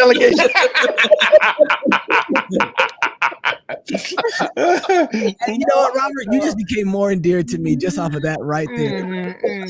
He's gonna apologize on behalf of him. I wonder. I apologize on behalf of White Boy Summer. Look, first of all, that is extremely racist. And I'm trying to go for Tan Boy Summer personally. Boy, you looking up like you're going for sunburn summer. Come on over there, dude. You look like the inside of a watermelon, brother. Yeah, Lake Day. First Lake Day of summer is still undefeated in the board. What you mean about the watermelon joke? What you trying to get that? You gotta get that base. Oh, hey now. Just wondering. You gotta get that base burn. I've been looking at seriously, hashtag Black Twitter is tripping right now. All of Black Twitter is waiting and wanting to know what a black job is. That's what I said. That's right. Yo, That's right. I was like, oh, this is not gonna go well. This is like I was like, oh no, don't go for it, Biden. It ain't gonna go well. Somebody else said that the list of some black jobs, I'll go first. Person who starts electric slide at the event to keep everybody on beat. That's right. That's job. That's a high paying job. Definitely not a white job. No. Stop it. Oh my goodness. The betting markets, Governor Newsom's chance of becoming the Democrat nominee increased by like 10% during the debate. The betting market? Really? Yeah. Oh yeah, Vegas odds probably, yeah. Yeah. All right. Yeah. Black Twitter. Can we all agree though that the left's ideology towards minorities is extremely condescending? Like to the point where I almost unbelievable. sit through it just as another human being. I go, how can you talk? How can they talk so openly, talk down to a group of people and everyone not just feel cringe? Yet there's people who go for it. That's the part that I think I'm upset about. I can see folks acting ignorant. What I don't appreciate and what I don't like more than that is that the people are willing to embrace the ignorance at the way that they're acting. Right. Like, that has been almost more disgusting to me. But I think that's kind of, that veil's been removed, and looking at Black Twitter respond and looking and saying, Pastor Toby's on Black Twitter. Look at him. He's over there going, he's on Black Twitter. He found Black Twitter. He found Black Twitter. Toby, text me Black Twitter. I will say this. It's easy for pastors to get inside of Black Twitter because Black folks are pastors. We have a little thing for pastors. I don't care who you are. It's like, oh, you're a pastor, man, in the closet. Okay, I want the blessings of God. Come on in here. He probably gonna get in with everybody else. Oh my God, he just changed his title to Bishop. Oh, it's already taking effect. Bishop Toby Sumner. Okay, that's hilarious. Pastor, what are you seeing over there? What is it? What are you seeing?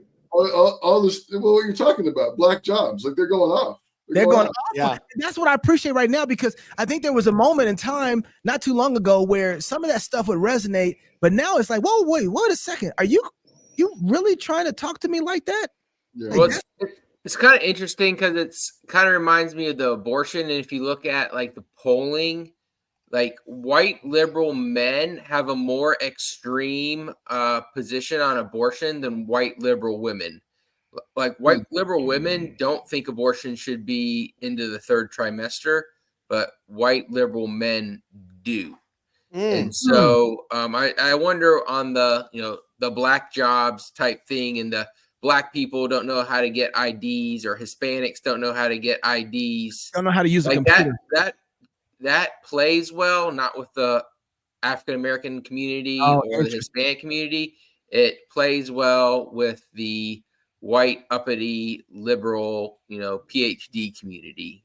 Those who are out of touch with. Toby, can I put you on the spot and ask you why you think that is? I feel like you'd have a reasonably good idea. Because why do you think liberal men are more extreme on abortion than liberal women? What do you think? I don't know. Or maybe anyone on the chat. I mean, I'm just trying to figure that out biblically or in a worldview. Why would the men be more adverse to another human being in the womb? Is it just because there is no connection there, and you're removing the whole motherly thing altogether? At least liberal women have some type of understanding of, yes, that is well, I guess men would know in live too, but why is that? Can I jump in here first, Pastor, and you can correct everything that I'm saying? Men are very keen on competition. We are very keen on competition. Very, very, very, very keen on it. And we know this, like, I remember when my son was born, I was like, I better train this joker right, because he think he heir to the throne. we know the competition is there. And so by the time he turns 13, I'm popping him in his throat to let him know he ain't there yet. You know what I'm saying? Seriously, men are very keen on uprisings and composition because we're designed to be that way for the point of protection. When the moral side of a person is broken, all those things go into reverse of human flourishing. Oh, that's good. But the idea of competition is clear in our head. Go ahead, Pastor. I'll let you correct everything I just said. I think that's definitely a player. I think maybe this is what you're getting at, Greg, but I mean, my initial just knee-jerk thought is, I think men tend to think more in terms of the principle, and I think we probably would just say, you've just decided, like, if I have the right to terminate this life from conception to birth, then I'm going to take it. Then I'm going to take it. Yeah. And I do wonder if at some point, if that maternal instinct is really hard to completely suppress when you've seen the ultrasound pictures, that this baby is viable at 23 weeks or whatever. I would suspect it'd be something like that. Although one other piece I think would be maybe this is another component to what Knox is getting at, is not only are we keen on competition, I think we're also just really lazy. And I mean the caricature, of like, the jokes on the sitcoms is that the wife wants to get pregnant and the husband doesn't. It's never the other way around. It's never that the husband's like, let's have a baby, it's so I think there's something there where a man just knows babies are hard work, children are hard work. That means I have to work harder. I got more bills to pay, and if I get 1 more month or 2 more months where we can nix that mistake or whatever, I think maybe the white liberal guy's willing to do it. Hey, Gabe, get Joe Rigney up in this joint. Tell Joe Rigney. Let's see if I can get him. Because Pastor, one of the things I think that Joe Rigney points out is that because of the nature of a woman, she can get played into inviting the wrong things in the same way I think Eve did, right? And so with guys, Adam knew better. Eve really didn't, right? And so you see women getting played because they want to use that maternal instinct, but because of the flip of morality, they use it the wrong way. Particularly, you see it. Pastor, I went to his Bible. I don't know what I didn't say it. Keep going. And so you see them do this thing where they apply their maternal instinct in the wrong area or direction because of their the flip of morality. Romans 1 is applied, and so they saying yes, the men who are now women deserve to be heard, deserve to be seen because they're humans, and we gotta, and they just flip the whole thing and they let the serpent right inside of the garden, right? Because the maternal instincts are there for that, and guys are supposed to be like, you gotta go. I mean, I think a lot of like abortion happens because the men don't take, the men want it. Like, I don't know the exact statistic, but I think I've seen things like 40% of abortions have happened because the men are pressuring the woman to get one, and the woman would prefer to keep it. But since the man hasn't stepped up, they feel like they're going to be left alone and don't have a way of taking care of the baby, and so they do it. So, I mean, for a man, like you said, it saves us a lot, from a purely, pagan worldview. It's going to save you a lot of money to not have this baby out of wedlock with this woman that you don't really like. Yeah, that's okay. We got Pastor, you got a Bible verse, but then I'm going to run to the Iowa Baptist guy, which, by the way, I just want him to know that he's coming in a very unfriendly environment. But go ahead, Pastor. I just wanted to underline what you said there about in the garden. I mean, the Bible actually says that Adam was not deceived. Right. This is in 1 Timothy chapter 2, verse. Which 14. makes him worse.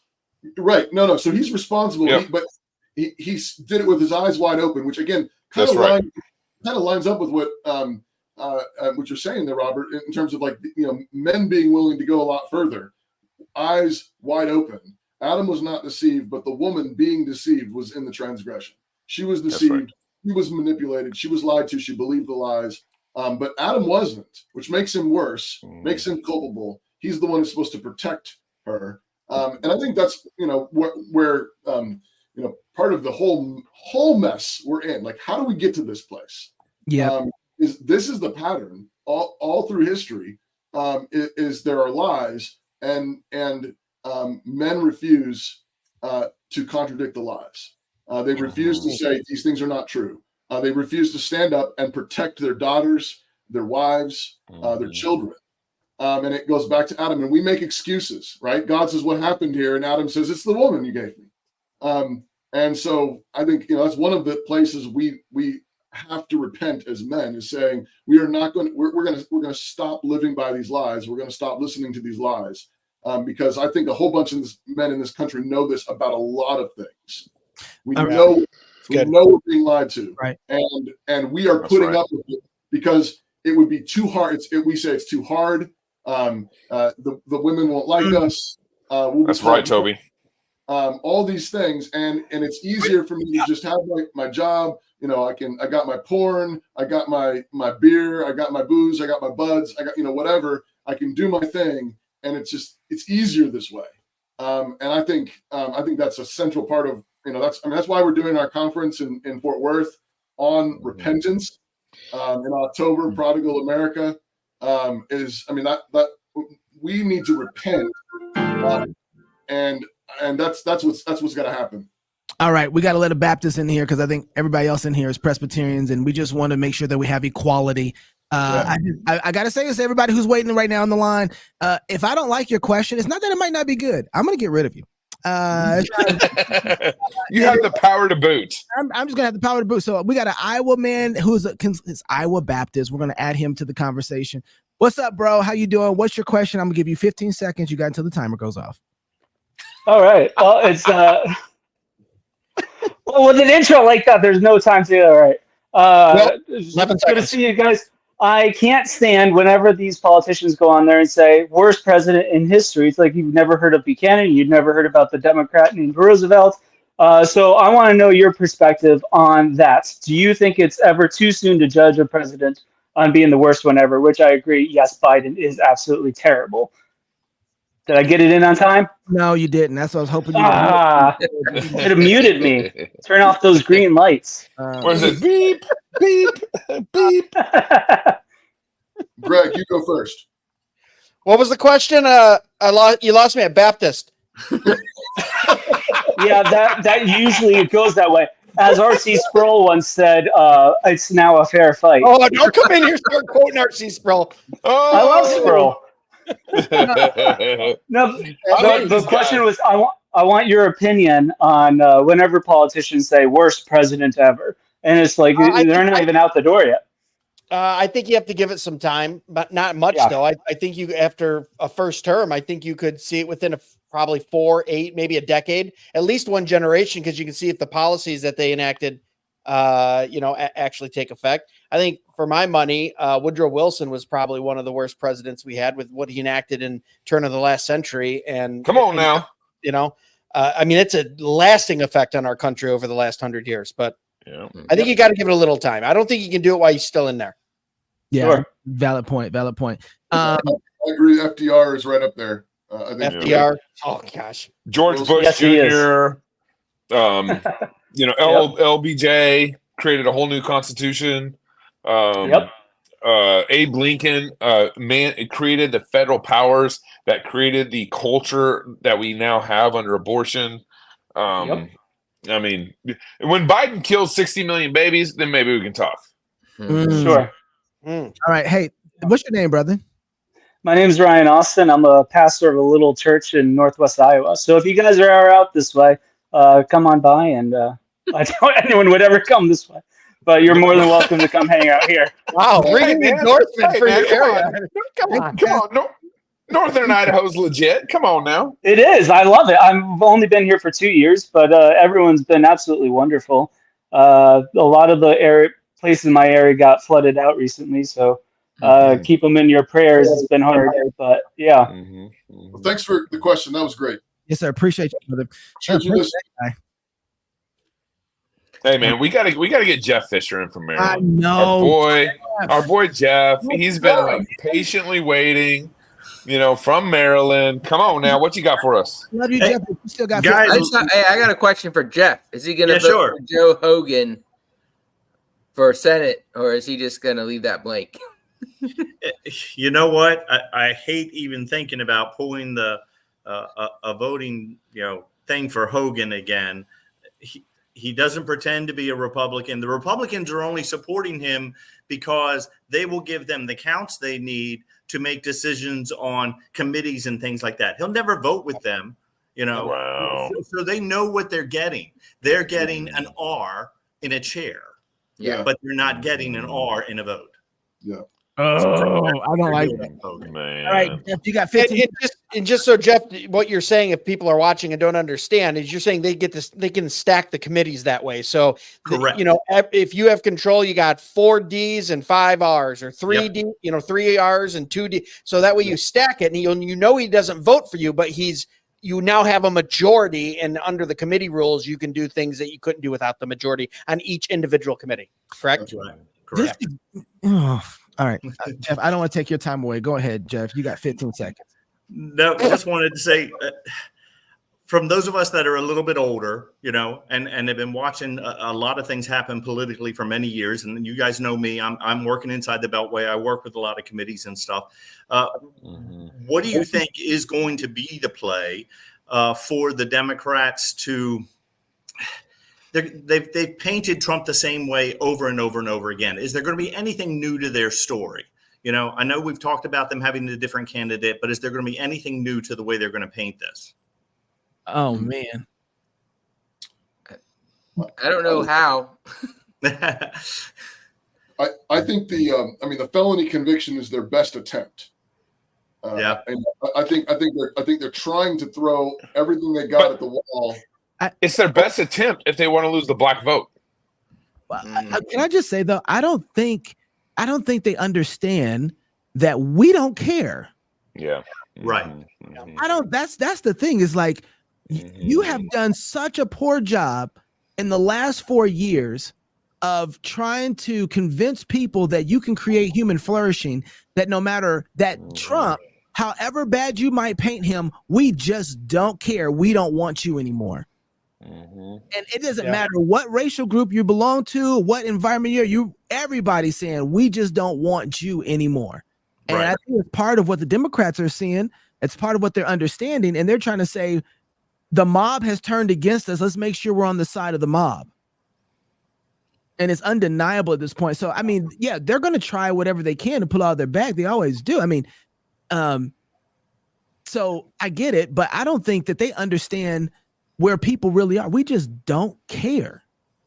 The hard part with the Democrats is the things that Trump does poorly are things that he's on the left wing ideology side. So like you could attack him on COVID. Like I agree, he did a terrible job with COVID, but the Democrat governors did a worse job with COVID. So I know. I mean, you don't have any sort of, you know, A/B testing where you can say, you know, Trump was terrible with the economy. I mean, they're trying to say that, and everyone's like, yeah, but there was COVID. Like we all lived through it. So like we understand why the economy was terrible.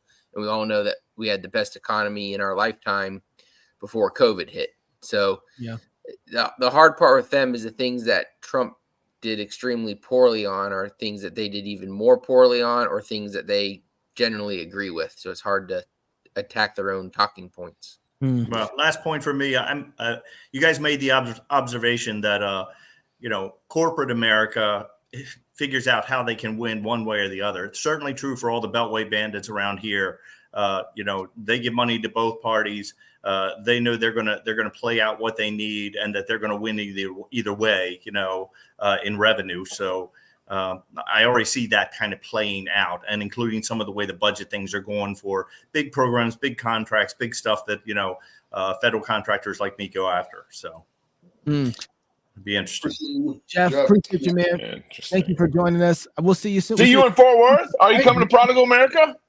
That is a probability. I missed you guys in Kentucky, so yeah, this year's coming back. Yours one, brother. We'll see you soon. All right.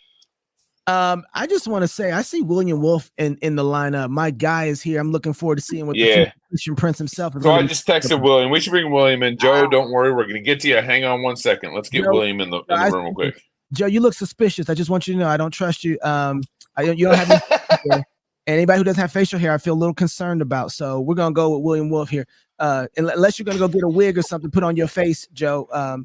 You might be. Oh, he needs a beard. He needs a beard to come into the show. I'm a little concerned.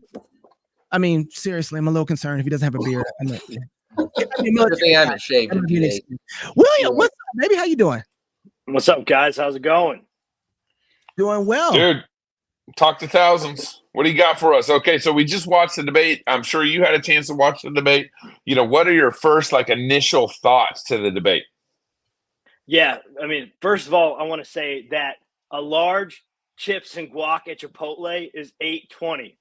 And the reason I know that is because I went and got Chipotle for me and my father-in-law before this debate started. So I was like, man, the economy is not in a good place right now. How is Biden going to get elected when a large chips and guac is $8.20? And millennials would have to take out a second mortgage to afford that, but millennials don't even have houses anyway. So yeah, so first of all, the economy's in the tank. But man, look, there's a lot of things I can say about the debate, but I really do think this is the case. I think they did this on purpose. Right now, so many of the talking points are, you know, Democrat Party in shambles, scrambling, reacting to Biden. He can't be on the ticket. everybody in the news is saying this was a disaster. I think it had to have been set up. They've been managing it this entire time. You don't just manage Biden's cognitive decline, his health issues for 3 years, the way that they've done it with increasing difficulty. Of course, you saw him in Normandy, and then all of a sudden they get the cocktail wrong. He goes out there and bombs. This is a setup. I think it's going to all play out at the convention. That's where it'll have to happen. They'll get Biden off the ticket, which is what the party wants, which is what the Obamas want, quite frankly. If you've been following any of that backstory, the Obamas never wanted Biden to be president. Michelle Obama, there was a hit piece today saying Michelle Obama's frustrated with him. And so Biden's kind of been an accidental president in many ways because they didn't quite have the right people ready last time up. And so I think this was on purpose. I mean, Trump did fine. I thought he did fine. You know, obviously, if you watched it without having this background, this idea that I have that was on purpose, you would think Trump just wiped the floor with this, you know, cognitively impaired old man, which is true on one level, but on another level, I think it tells us that somebody else is coming. Who is it? So you think, who is it? Man, now that is a good question. I mean, I think the most obvious answer would probably be someone like Gavin Newsom. I think despite Newsom's radical policies, he's going to be more polished, more presentable. And look, he's also a white man. I mean, that is still going to play better with the electorate, no way around that, than Kamala would play, than Michelle Obama would play. So I think it's probably going to be Gavin Newsom, if not him.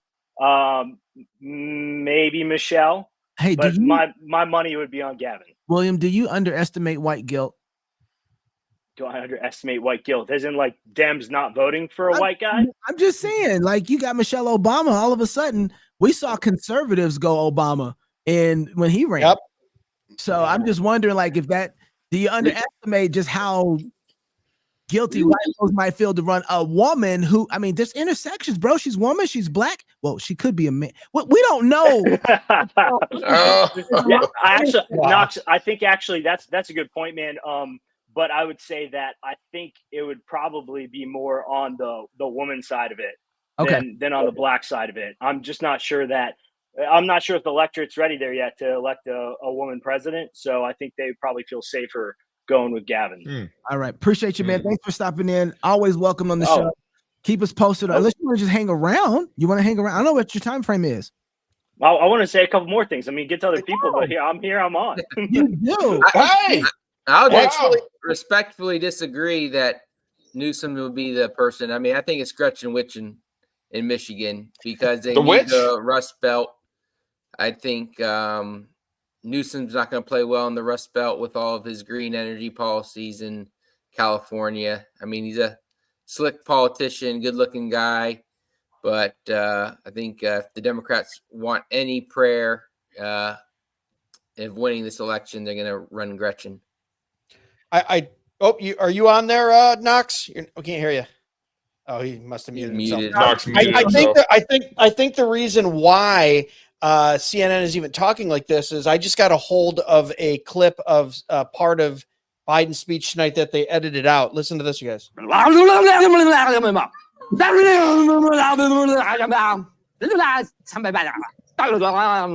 so they had to cut that out. I think they are in panic mode. That's why they had that 7-minute delay. That 7-minute delay was for Biden. Yeah, it was for Biden. Yeah, we're gonna bring Joe in. Joe, you're just gonna jump in this conversation. Look at Joe, guys. I mean, I don't know if we can trust him. Dude, this guy is one big smile. Every time I talk to Joe, he's smiling. He's got a bourbon in his hand. All right, go ahead, Joe. We added one more to the party, two more to the party now. Let's do it. Oh, Booker's, that stuff's good. Yeah, this is uncut, unfiltered. Thank you. No, I had my Hey, cheers.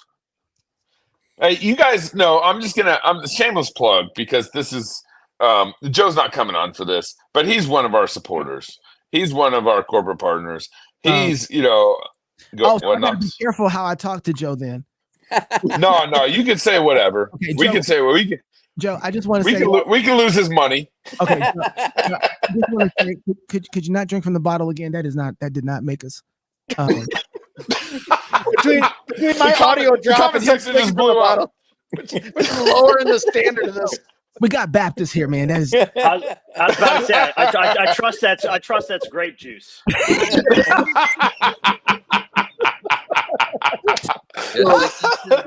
Oh man, so All good. right. Joe, tell us your response to the debate, Joe. I'm curious to hear what your thoughts are. Yeah, I was thinking of a couple things in the debate that were inaccurate. You know, my brain's always about taxes and finances because that's where I live and play.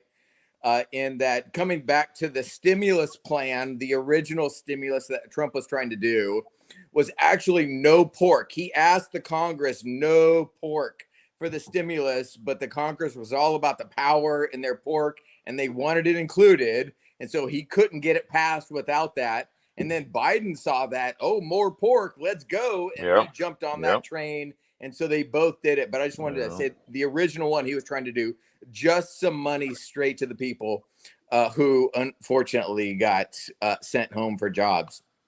On that, and the other thought I was thinking of, y'all were talking earlier about tariffs and et cetera, and that free market economy works really well when you have honorable people. That's true. Amen. When you don't have honorable people and you have nations that are hiring and forcing people into slave labor, and then therefore shipping these poor quality products on slave labor prices and trying to undercut honorable businesses and drive them out, and then they can move the price back up after they drive out the honorable business. And so it's going to be really careful of, hey, it's just a free economy. We don't live in a world of honorable businessmen. Yeah. No. What do you go ahead? Go ahead, Knox. My only pushback with that is, first of all, I think I agree with you 100% that when you don't have a free economy, you really don't have anything to fight with. In a free economy, you don't need to worry about that other side, because truly slave labor only goes so far in making value, right? Free men act differently. Free men create better products. And I think part of our problem is trying to fight China with another form of an enslaved economy. Well, I agree that, like, I'm not a fan of unions as an example. That's another form of slave economy where we're forcing high prices and low quality products out there. That's another side of the same problem. Yeah, I agree. On that. So, you know, getting rid of the unions when you have honorable business owners, right? This is a pet peeve of mine of, hey, Christian business owners need to be excellent. They need to pay their people well. They need to pay on time, provide good benefits, take care of their people. We need to, and this is something that I always talking about with my clients and my business owner friends, we need to redeem the Christian ownership as honorable businessmen. That's good stuff. I might start trusting you now, man. That was pretty good. You said all that without any facial hair. Yeah, I'll make a point on that. So in China, they enslaved their own people. And in America, we've facilitated and brought in a class of 20 million, 30 million more of illegal immigrants to function as functional slaves for us. And the illegal immigrant workforce in America is the single biggest drag on wages for American citizens. And that obviously Trump is head and shoulders better than Biden on this issue, but Trump didn't do everything he could have done in his first term to address this. He seems to be waking up to the willingness to do more. But if we want to really jumpstart the American economy, we, as they say, have to send them all back. And to speak about honorable businessmen, I mean, that's another huge issue here is American businessmen and corporations have been far more than willing to use essentially a slave labor class of illegal immigrants to keep production prices down. I mean, there certainly will be some economic pain if the economy has to go through the necessary resetting and purging of getting the illegal alien class out of it. But it will be good for us in the long run. It will make us healthier, stronger, freer, and better able to compete on the world stage. Hey, William, I gotta know, because you were in, when Trump was in office, you were in office with him, right? You were doing things there with him as well. What is it that he needs to do differently? Because part of the things that a lot of us expected, and I think he'd be in a different situation if he actually did clean out the swamp, because the swamp right now is cleaning him out. You know what I mean? And so from your perspective, being actually involved in the center of that,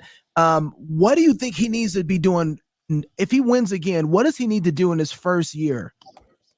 Okay, I'll try to keep this short, but look, Trump never expected to win. He really didn't. Trump was surprised on election night in 2016. The man had zero political experience. I mean, let alone presidential experience.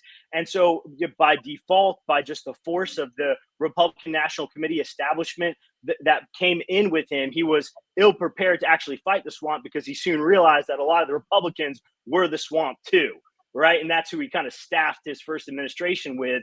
And maybe he didn't know better. Maybe he should have known better. The whole chief of staff sharing responsibilities between Priebus and Bannon. Then we ended up losing Bannon. So I think it all starts at the top with his key personnel picks, the chief of staff, the person who's going to run the office of presidential management. But I will say the talk is there, and the talk is there differently than it was in the past. The conversation about schedule effing thousands of federal civilian employees and being able to dispense with them who aren't enacting the president's agenda. Project 2025 and what the Heritage Foundation has put together with a much more robust and ready-made policy program targeting all the problem spots. And now that Trump has been burned by the deep state personally for 8 years and increasingly so, I have to say I've got a good degree of cautious optimism that he would go after it in a way that he just didn't know he needed to. And that he didn't know he had to in the first term. All right, Robert Borden's got to run here in a minute. Robert, I want to give you some last words before you have to go, man. Oh yeah, I mean, I think with Project 2025, with what William talked about, I helped work on some of that with the Heritage Foundation. There's lots of big plans in place. I do think that Donald Trump might be impeached about 24 hours into his presidency, because even the Republican, rhinos aren't going to like what he's trying to do with everything. But they're working really hard on putting the legal framework together to do what he wants to do. And I think my sources tell me, about 3 months left in his, right about when the election happens, like we finally know what to do to destroy the deep state. We really just need another term. And I'm excited about 50% of the federal workforce is going to be fired in about 24 hours. And it's going to be glorious, but they'll definitely attack him very thoroughly. And I think the Republican establishment will not be on our side when that happens. Since you're going, the last thing I want to ask you before you leave is, where are the never Trumpers right now?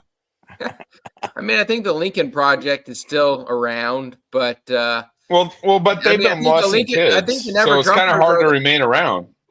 It's kind of hard to remain around when you're molesting children. Yeah, another one just got caught. Yeah. Mm-hmm. But I think the Never Trumpers are the only ones left defending Biden.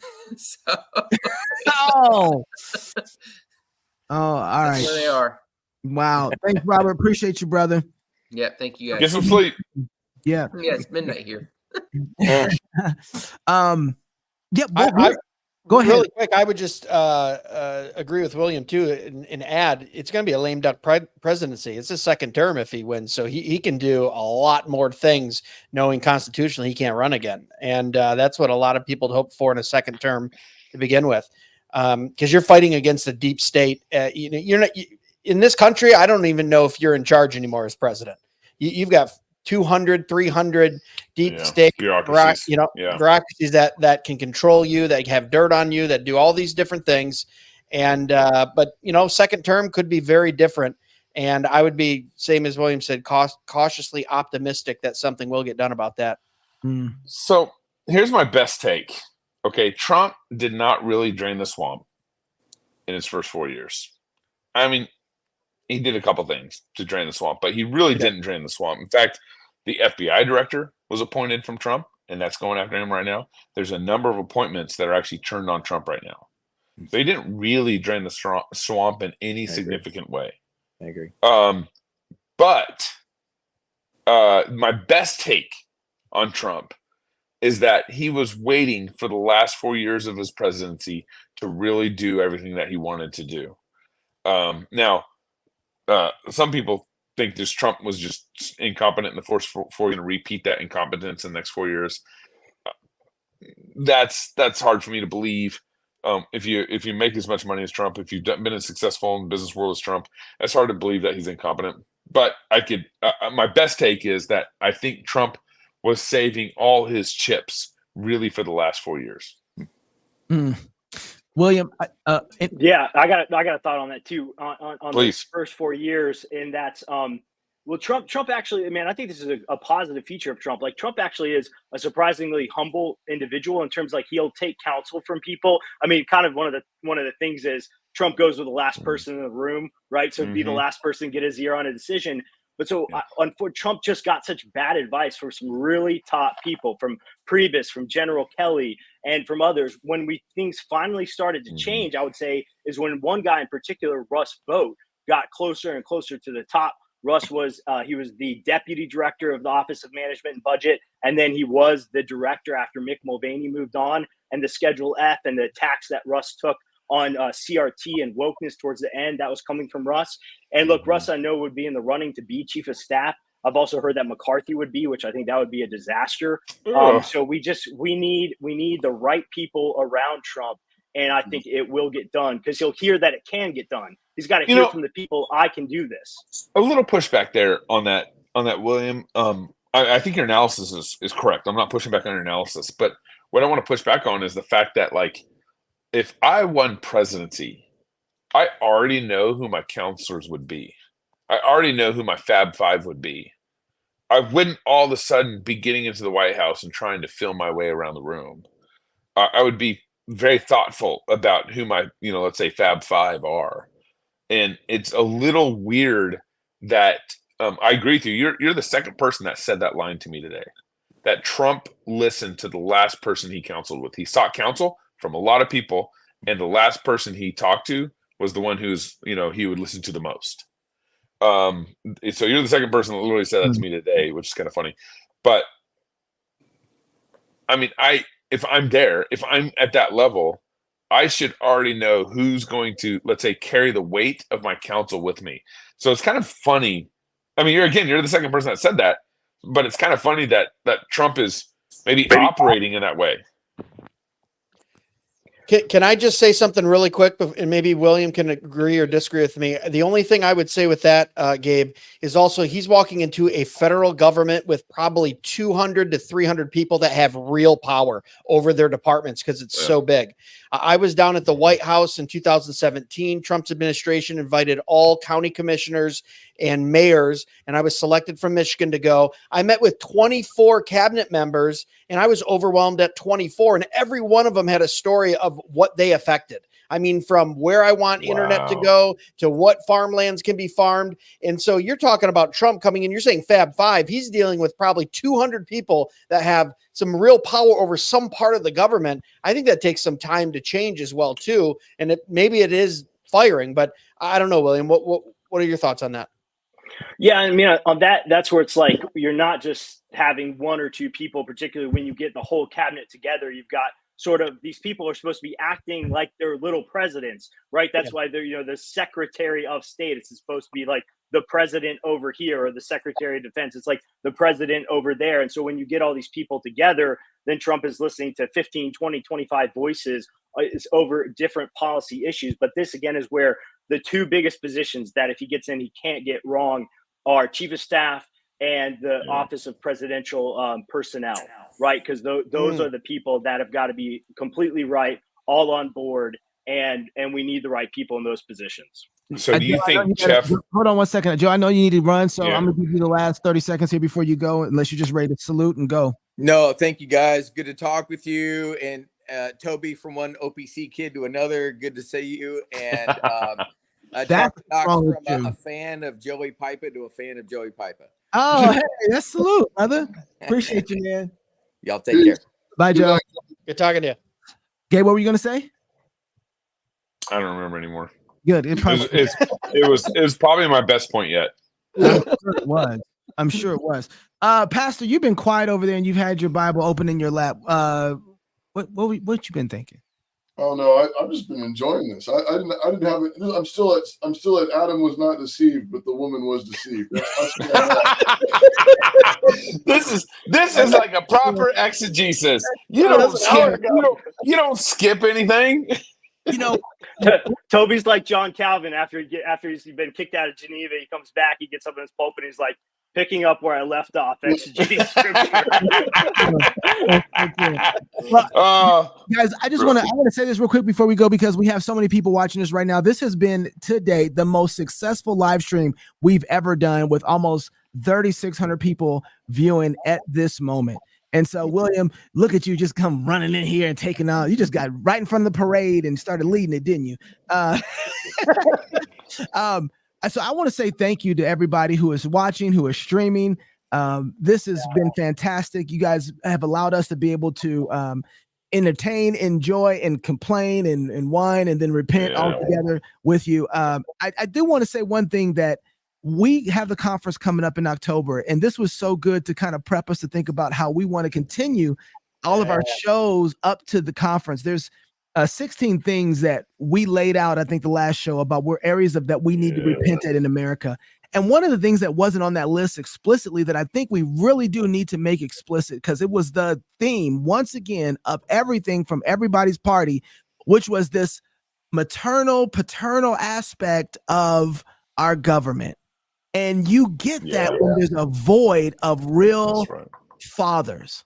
The fatherlessness that is embedded inside of the DNA of our culture right now is one of the areas we really need to repent of. And what I mean by that, fathers who take responsibility. And I know it's hard, because I'm looking at the things right now that they're talking about: Medicaid, Medicare. They're talking about insurance.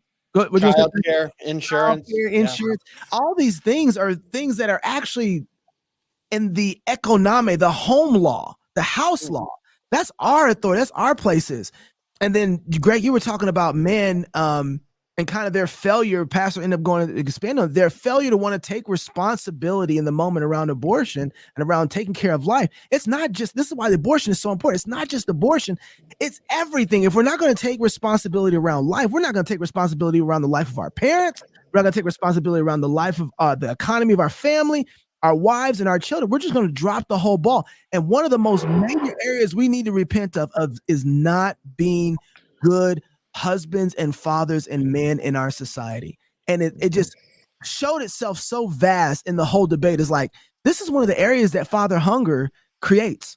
Yeah, that's right. That's right, Knox. You know, this debate was over a competition of who's going to be the good father. That's right. Who's going to be the best daddy? Yep, that's right. and here, and I just and because William's here, I think this is so important.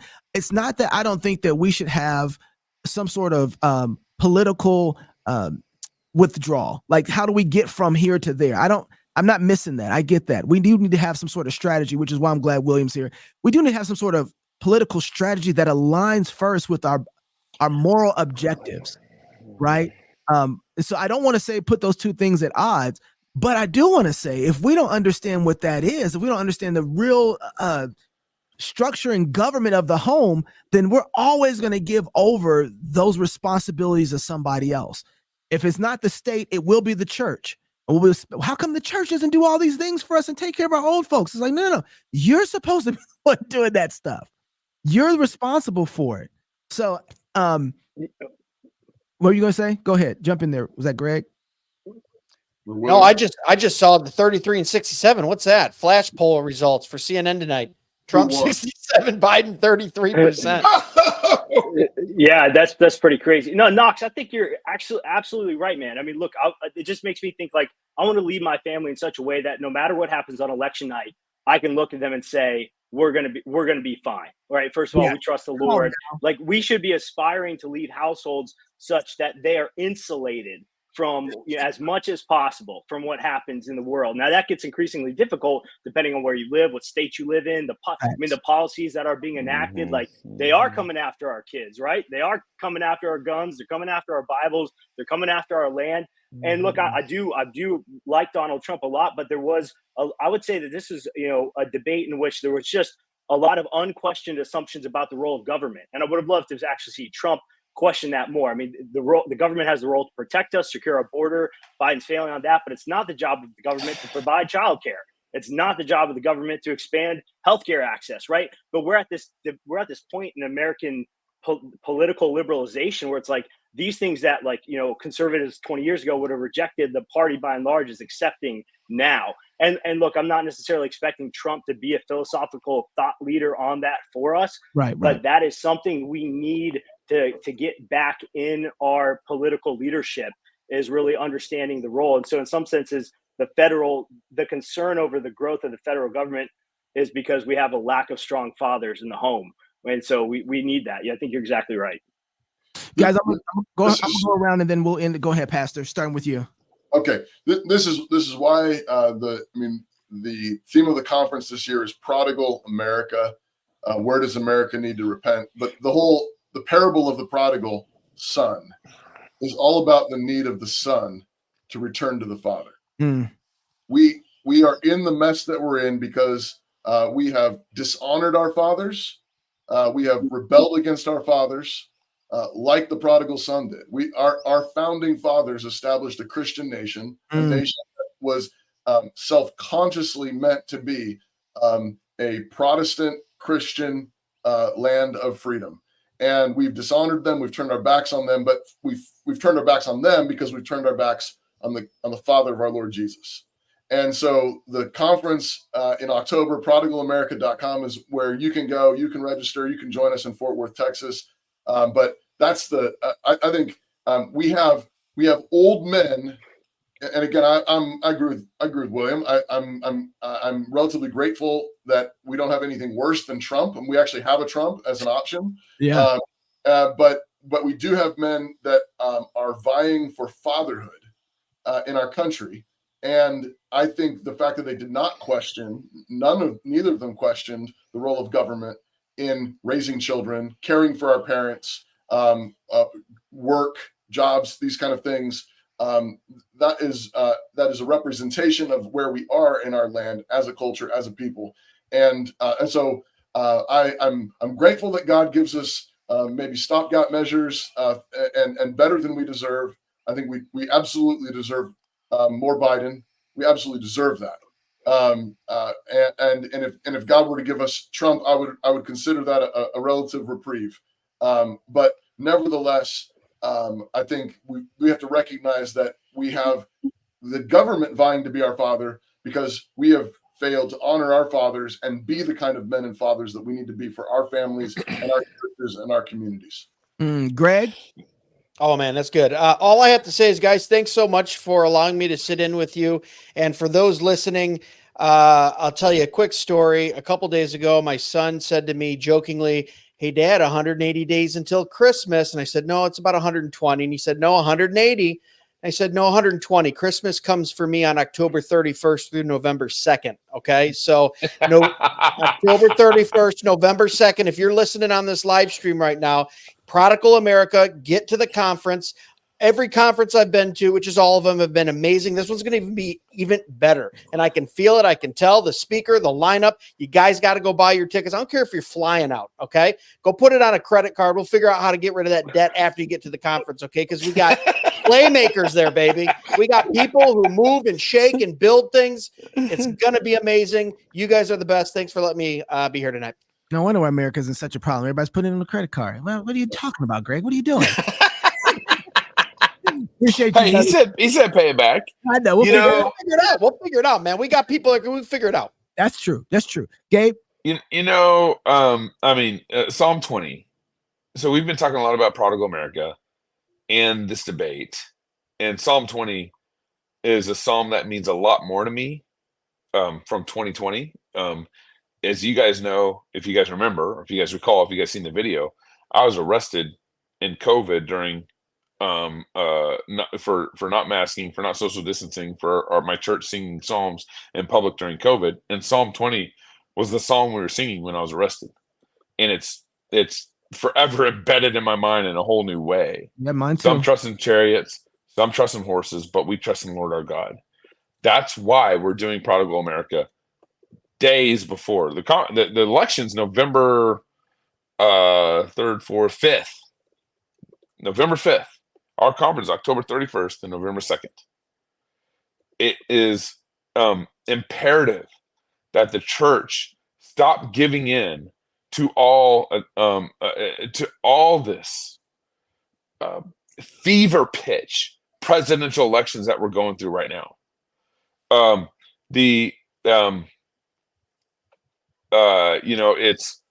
sorry. One of the guys I was texting with was Tucker Carlson, and Tucker, I was trying to get him in the show. You gonna pick that up? I was trying to get Tucker on the show. He's watching the debate right now, and he just texted me. He said, "I'm in Sydney and catching up now. It's shocking."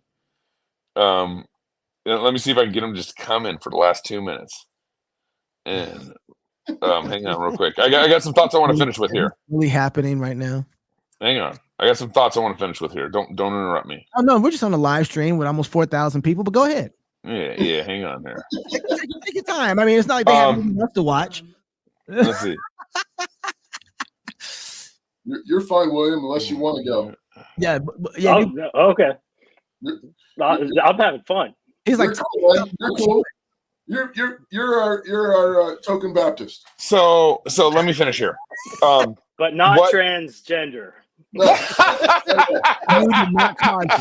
your type of Baptist. Here's where America's been deceived.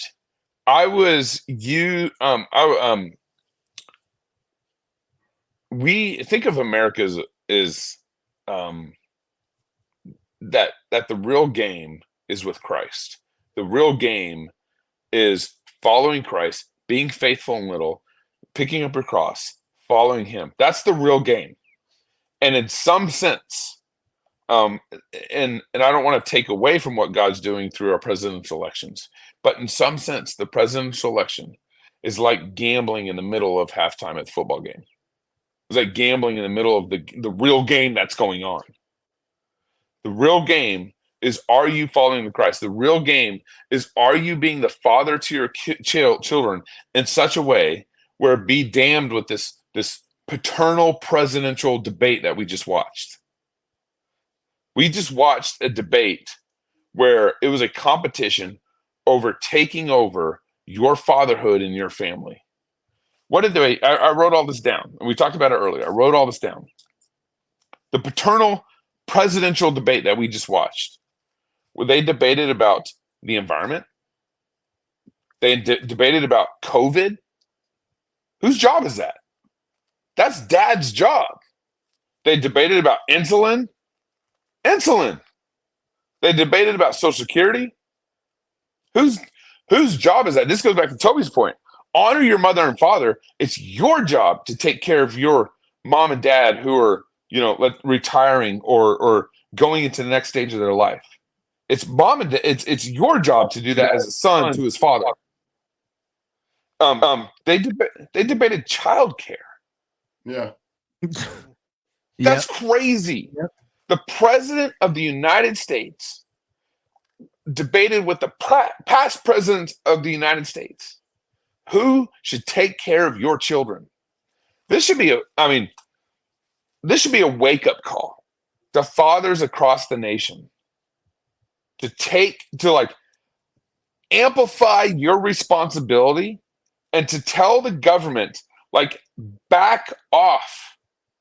I'm the father of my family. I'm the father of my children. I'm the head of my household. Get out of here. But it's because for a century and a half, we've been slowly drinking the Kool-Aid of passing off our fatherhood to the president of the United States. And it started in the 1830s and 1840s and 1850s with public education, where mom and dad, and I pinned the main responsibility on dad, where dad would send his kids to public school. I was just on Kevin Freeman's show from the Economic War Room on the Blaze this morning. That show should be dropping next couple weeks or so. And one of the things I mapped out with Kevin was the co-opting, the taking, the stealing away the discipleship of our kids by the public school system. And that happened slowly over the last 150 years. Mom and dad get about 2,000, 3,000 hours with the kids, kind of in that K through 12 at home at night kind of hours. The hours that they're in school, the 8:30 a.m. to 3:30 a.m. ends up being about 16,000 hours. Who's the father of that household? It ain't you. It ain't you.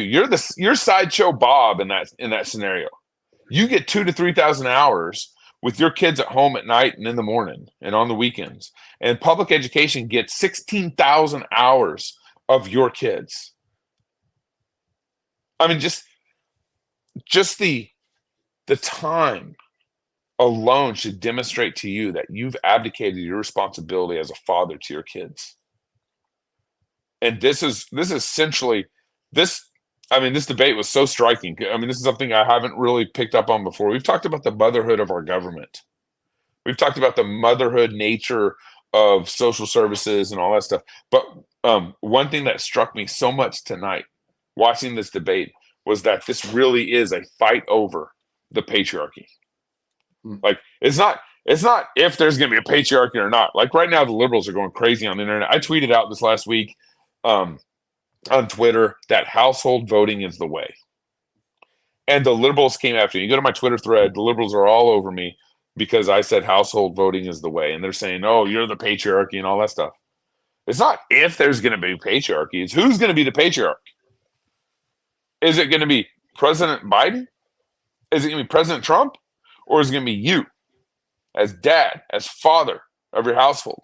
This next Sunday, I'm down in Texas. I'm preaching at Church of the Triumphant King here down in Texas, and I'm preaching on Ephesians chapter 2. And one of the things that's striking about Ephesians chapter 2 is two things that really stick out to me. One is how multiple times in chapter 2, verses 1 through 10, Paul repeats how rich God is towards us. Paul repeats how we are saved by grace. And just these short, it's a long sentence actually. Verses 1 through 10 is actually a long sentence. There's no period in what Paul's saying. So he repeats himself. God is rich towards us. God is gracious towards us. We're saved by grace through faith. And the last thing is that we were dead in trespasses and sins. And God raised us to life. And what's crazy about that verse, Ephesians chapter 2, verse 1, what's crazy about that verse is not a metaphor. We talk about how Christ and Adam are like this metaphor, and there's a real metaphor there. And Christ is the new Adam, and in Adam we all died, and we all died a spiritual death, and then we eventually all die a physical death. But what's happening, and this is where the gospel is so beautiful, is that being raised in Christ is not a metaphor. We died, we were dead in trespasses and sins. What happens when you're dead in trespasses and sins? Nothing. You can't do anything. You can't contribute anything to that. What happens when you're raised again? You can't contribute anything to that. You can't raise yourself from the dead. Jesus, that's what richness is. That's what Jesus is saying. That's what Paul's saying in chapter 2. He's saying rich. God is rich towards us. God is gracious towards us. And it's because he raised us from the dead. And the only way we can reclaim our patriarchy, our fatherhood, that the government is actively, obviously trying to take from us, is we have to, bow our knee before Christ and recognize that he raised us from the dead, and it wasn't, and is not of works. We didn't contribute anything to this. We're dead. We didn't contribute anything to this resurrection. It's crazy that we have Arminians in our midst. It's crazy that we think we contribute to, some sort of aspect of this life of being raised from the dead. That's why Paul repeated multiple times that you're rich. You're rich. God is rich, and he gave all his richness to you, and that you're saved by grace through faith. This debate actually, I think, woke me up in a different way, just kind of watching through it and actually analyzing it with you guys, that this is a battle over the patriarchy. It's not if there's going to be a patriarch or not, it's which. And I'm glad that Jesus is the head of the church, that he's the ultimate patriarchy, and that he raises from the dead. And it changes everything about this world. I've said this before on CrossPolitic, on our show, and I still don't think I fully grasp the full meaning of this, but we're on the sunny side of the cross. We're on the sunny side. We're not on the dark side of the cross. We're on the sunny side of the cross. I don't think we understand how cataclysmic the death and resurrection of Jesus was. The principalities and powers in the Old Testament ruled the world. It really says that Satan was the prince of the world, that Satan was the prince of the air. It says that in Ephesians chapter 2. And that when Satan tricked Eve and got Adam to sin against God, that Satan somehow, some way, I can't quite explain it all, but became the prince. He became the ruler of this earth. And I think Satan over time had all these powers. He'd amassed all these powers over all these nations. He couldn't fully overtake Israel, even though Israel was very bad. That all this demon possession started happening around the time of Christ because Christ had come. You didn't really hear much about demon possession before the Gospels. But what had happened in Christ is that Jesus had been taking away powers from Satan, and that the powers were broad under Satan. And then as Christ came, all Satan's play was to take over individuals. That was all his play. He could only take over individuals. And then when Jesus died on the cross and rose from the dead, he bound Satan in such a way that he'll never have the same powers that he had before Christ. I know I'm going on a little bit, but I think what is going on in this debate is directly applicable to the fact that Jesus is the head of the church, that Jesus is our husband, that Jesus is the patriarchy, and that has everything to do with fathers who need to repent of their sin and reclaim the gift of being a father to their kids. And when that happens, and that happens in a real way, and if that happens across the nation, like this is Reformation Revival, if that happens across the nation, the government would actually, in the end, have no power over you. Amen. That's what it means to like if all the fathers across the nation repented, what does the government have on you? Nothing. Toby, it looks like you've been kind of flipping through some things. I've been kind of going on here. Before Pastor Toby jumps in here, I just got to say, you got to get you a homie, a bro, a dog that looks at you the way that Pastor Toby was looking at Gabe that whole time. Pastor Toby was smiling up something up. I was smiling because Pastor Toby was like, yeah. You should have seen your face. Excellent. Preach it, yeah. You know, for a second though, I was worried Toby had pulled a Biden on us because it looked like his face was frozen. I know.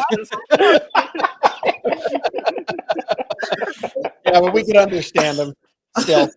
That's good stuff, Gabe, and I'm grateful that you get to preach that this Lord's Day, and let it fly, man. I was thinking written in chapter 3 of Ephesians, so right after what you're talking about, Paul says, "For this reason I bow my knee to the Father of our Lord Jesus Christ, by whom all fatherhood in heaven and on earth is named." Yeah. Wow. He bows his knee to the Father of our Lord Jesus Christ, because all fatherhood in heaven and on earth is named after God the Father. That's Ephesians 3:14 and 15. And that's exactly what you're getting at. So there is a way in which the prophets say that civil magistrates, godly civil magistrates, are like nursing fathers and mothers. When they do their job in the right way, they can actually be a good kind of father. Just like pastors who do their job in the right way can be a kind of father. Paul will say that as well. He wishes, you have a lot of teachers, but I wish you had more fathers in the faith. And biological fathers are the kind of fathers who, when they bow the knee to the Father of the Lord Jesus, are are faithful fathers in their homes. But if you don't have God the Father as the head, if you don't have God the Father as the head patriarch, then all the other patriarchies, they become toxic. Absolutely. And so we have a toxic civil patriarchy right now, in a bloated Jabba the Hutt state, just like we had a toxic, bloated church patriarchy in the Roman Catholic Church before the Protestant Reformation. And so we need a reformation of fatherhood. We need a reformation of patriarchy. And the only way we get that is if we return to the Father, in whom all fatherhood in heaven and earth is named. Amen. William, I'll give you last words, and I don't think there's much I need to say, but just as a wrapping up, you got 30 seconds.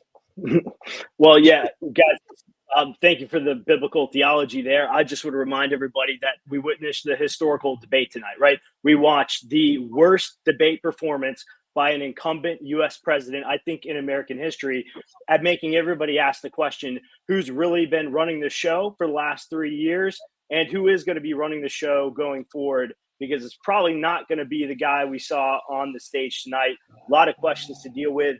And one little twist I put on that touches on what you were just talking about is the federal government, in whatever patriarchal role it does have, is failing in it. It's failing in its masculine roles to protect our citizens, to protect our country, to provide the space for families to flourish. Instead, it's taking on this toxic, bloated, increasingly matriarchal role. It's almost like a transgender government where it's like a man who's become a woman and failing on all fronts. So I think great biblical applications there, brothers, and I appreciate you having me on.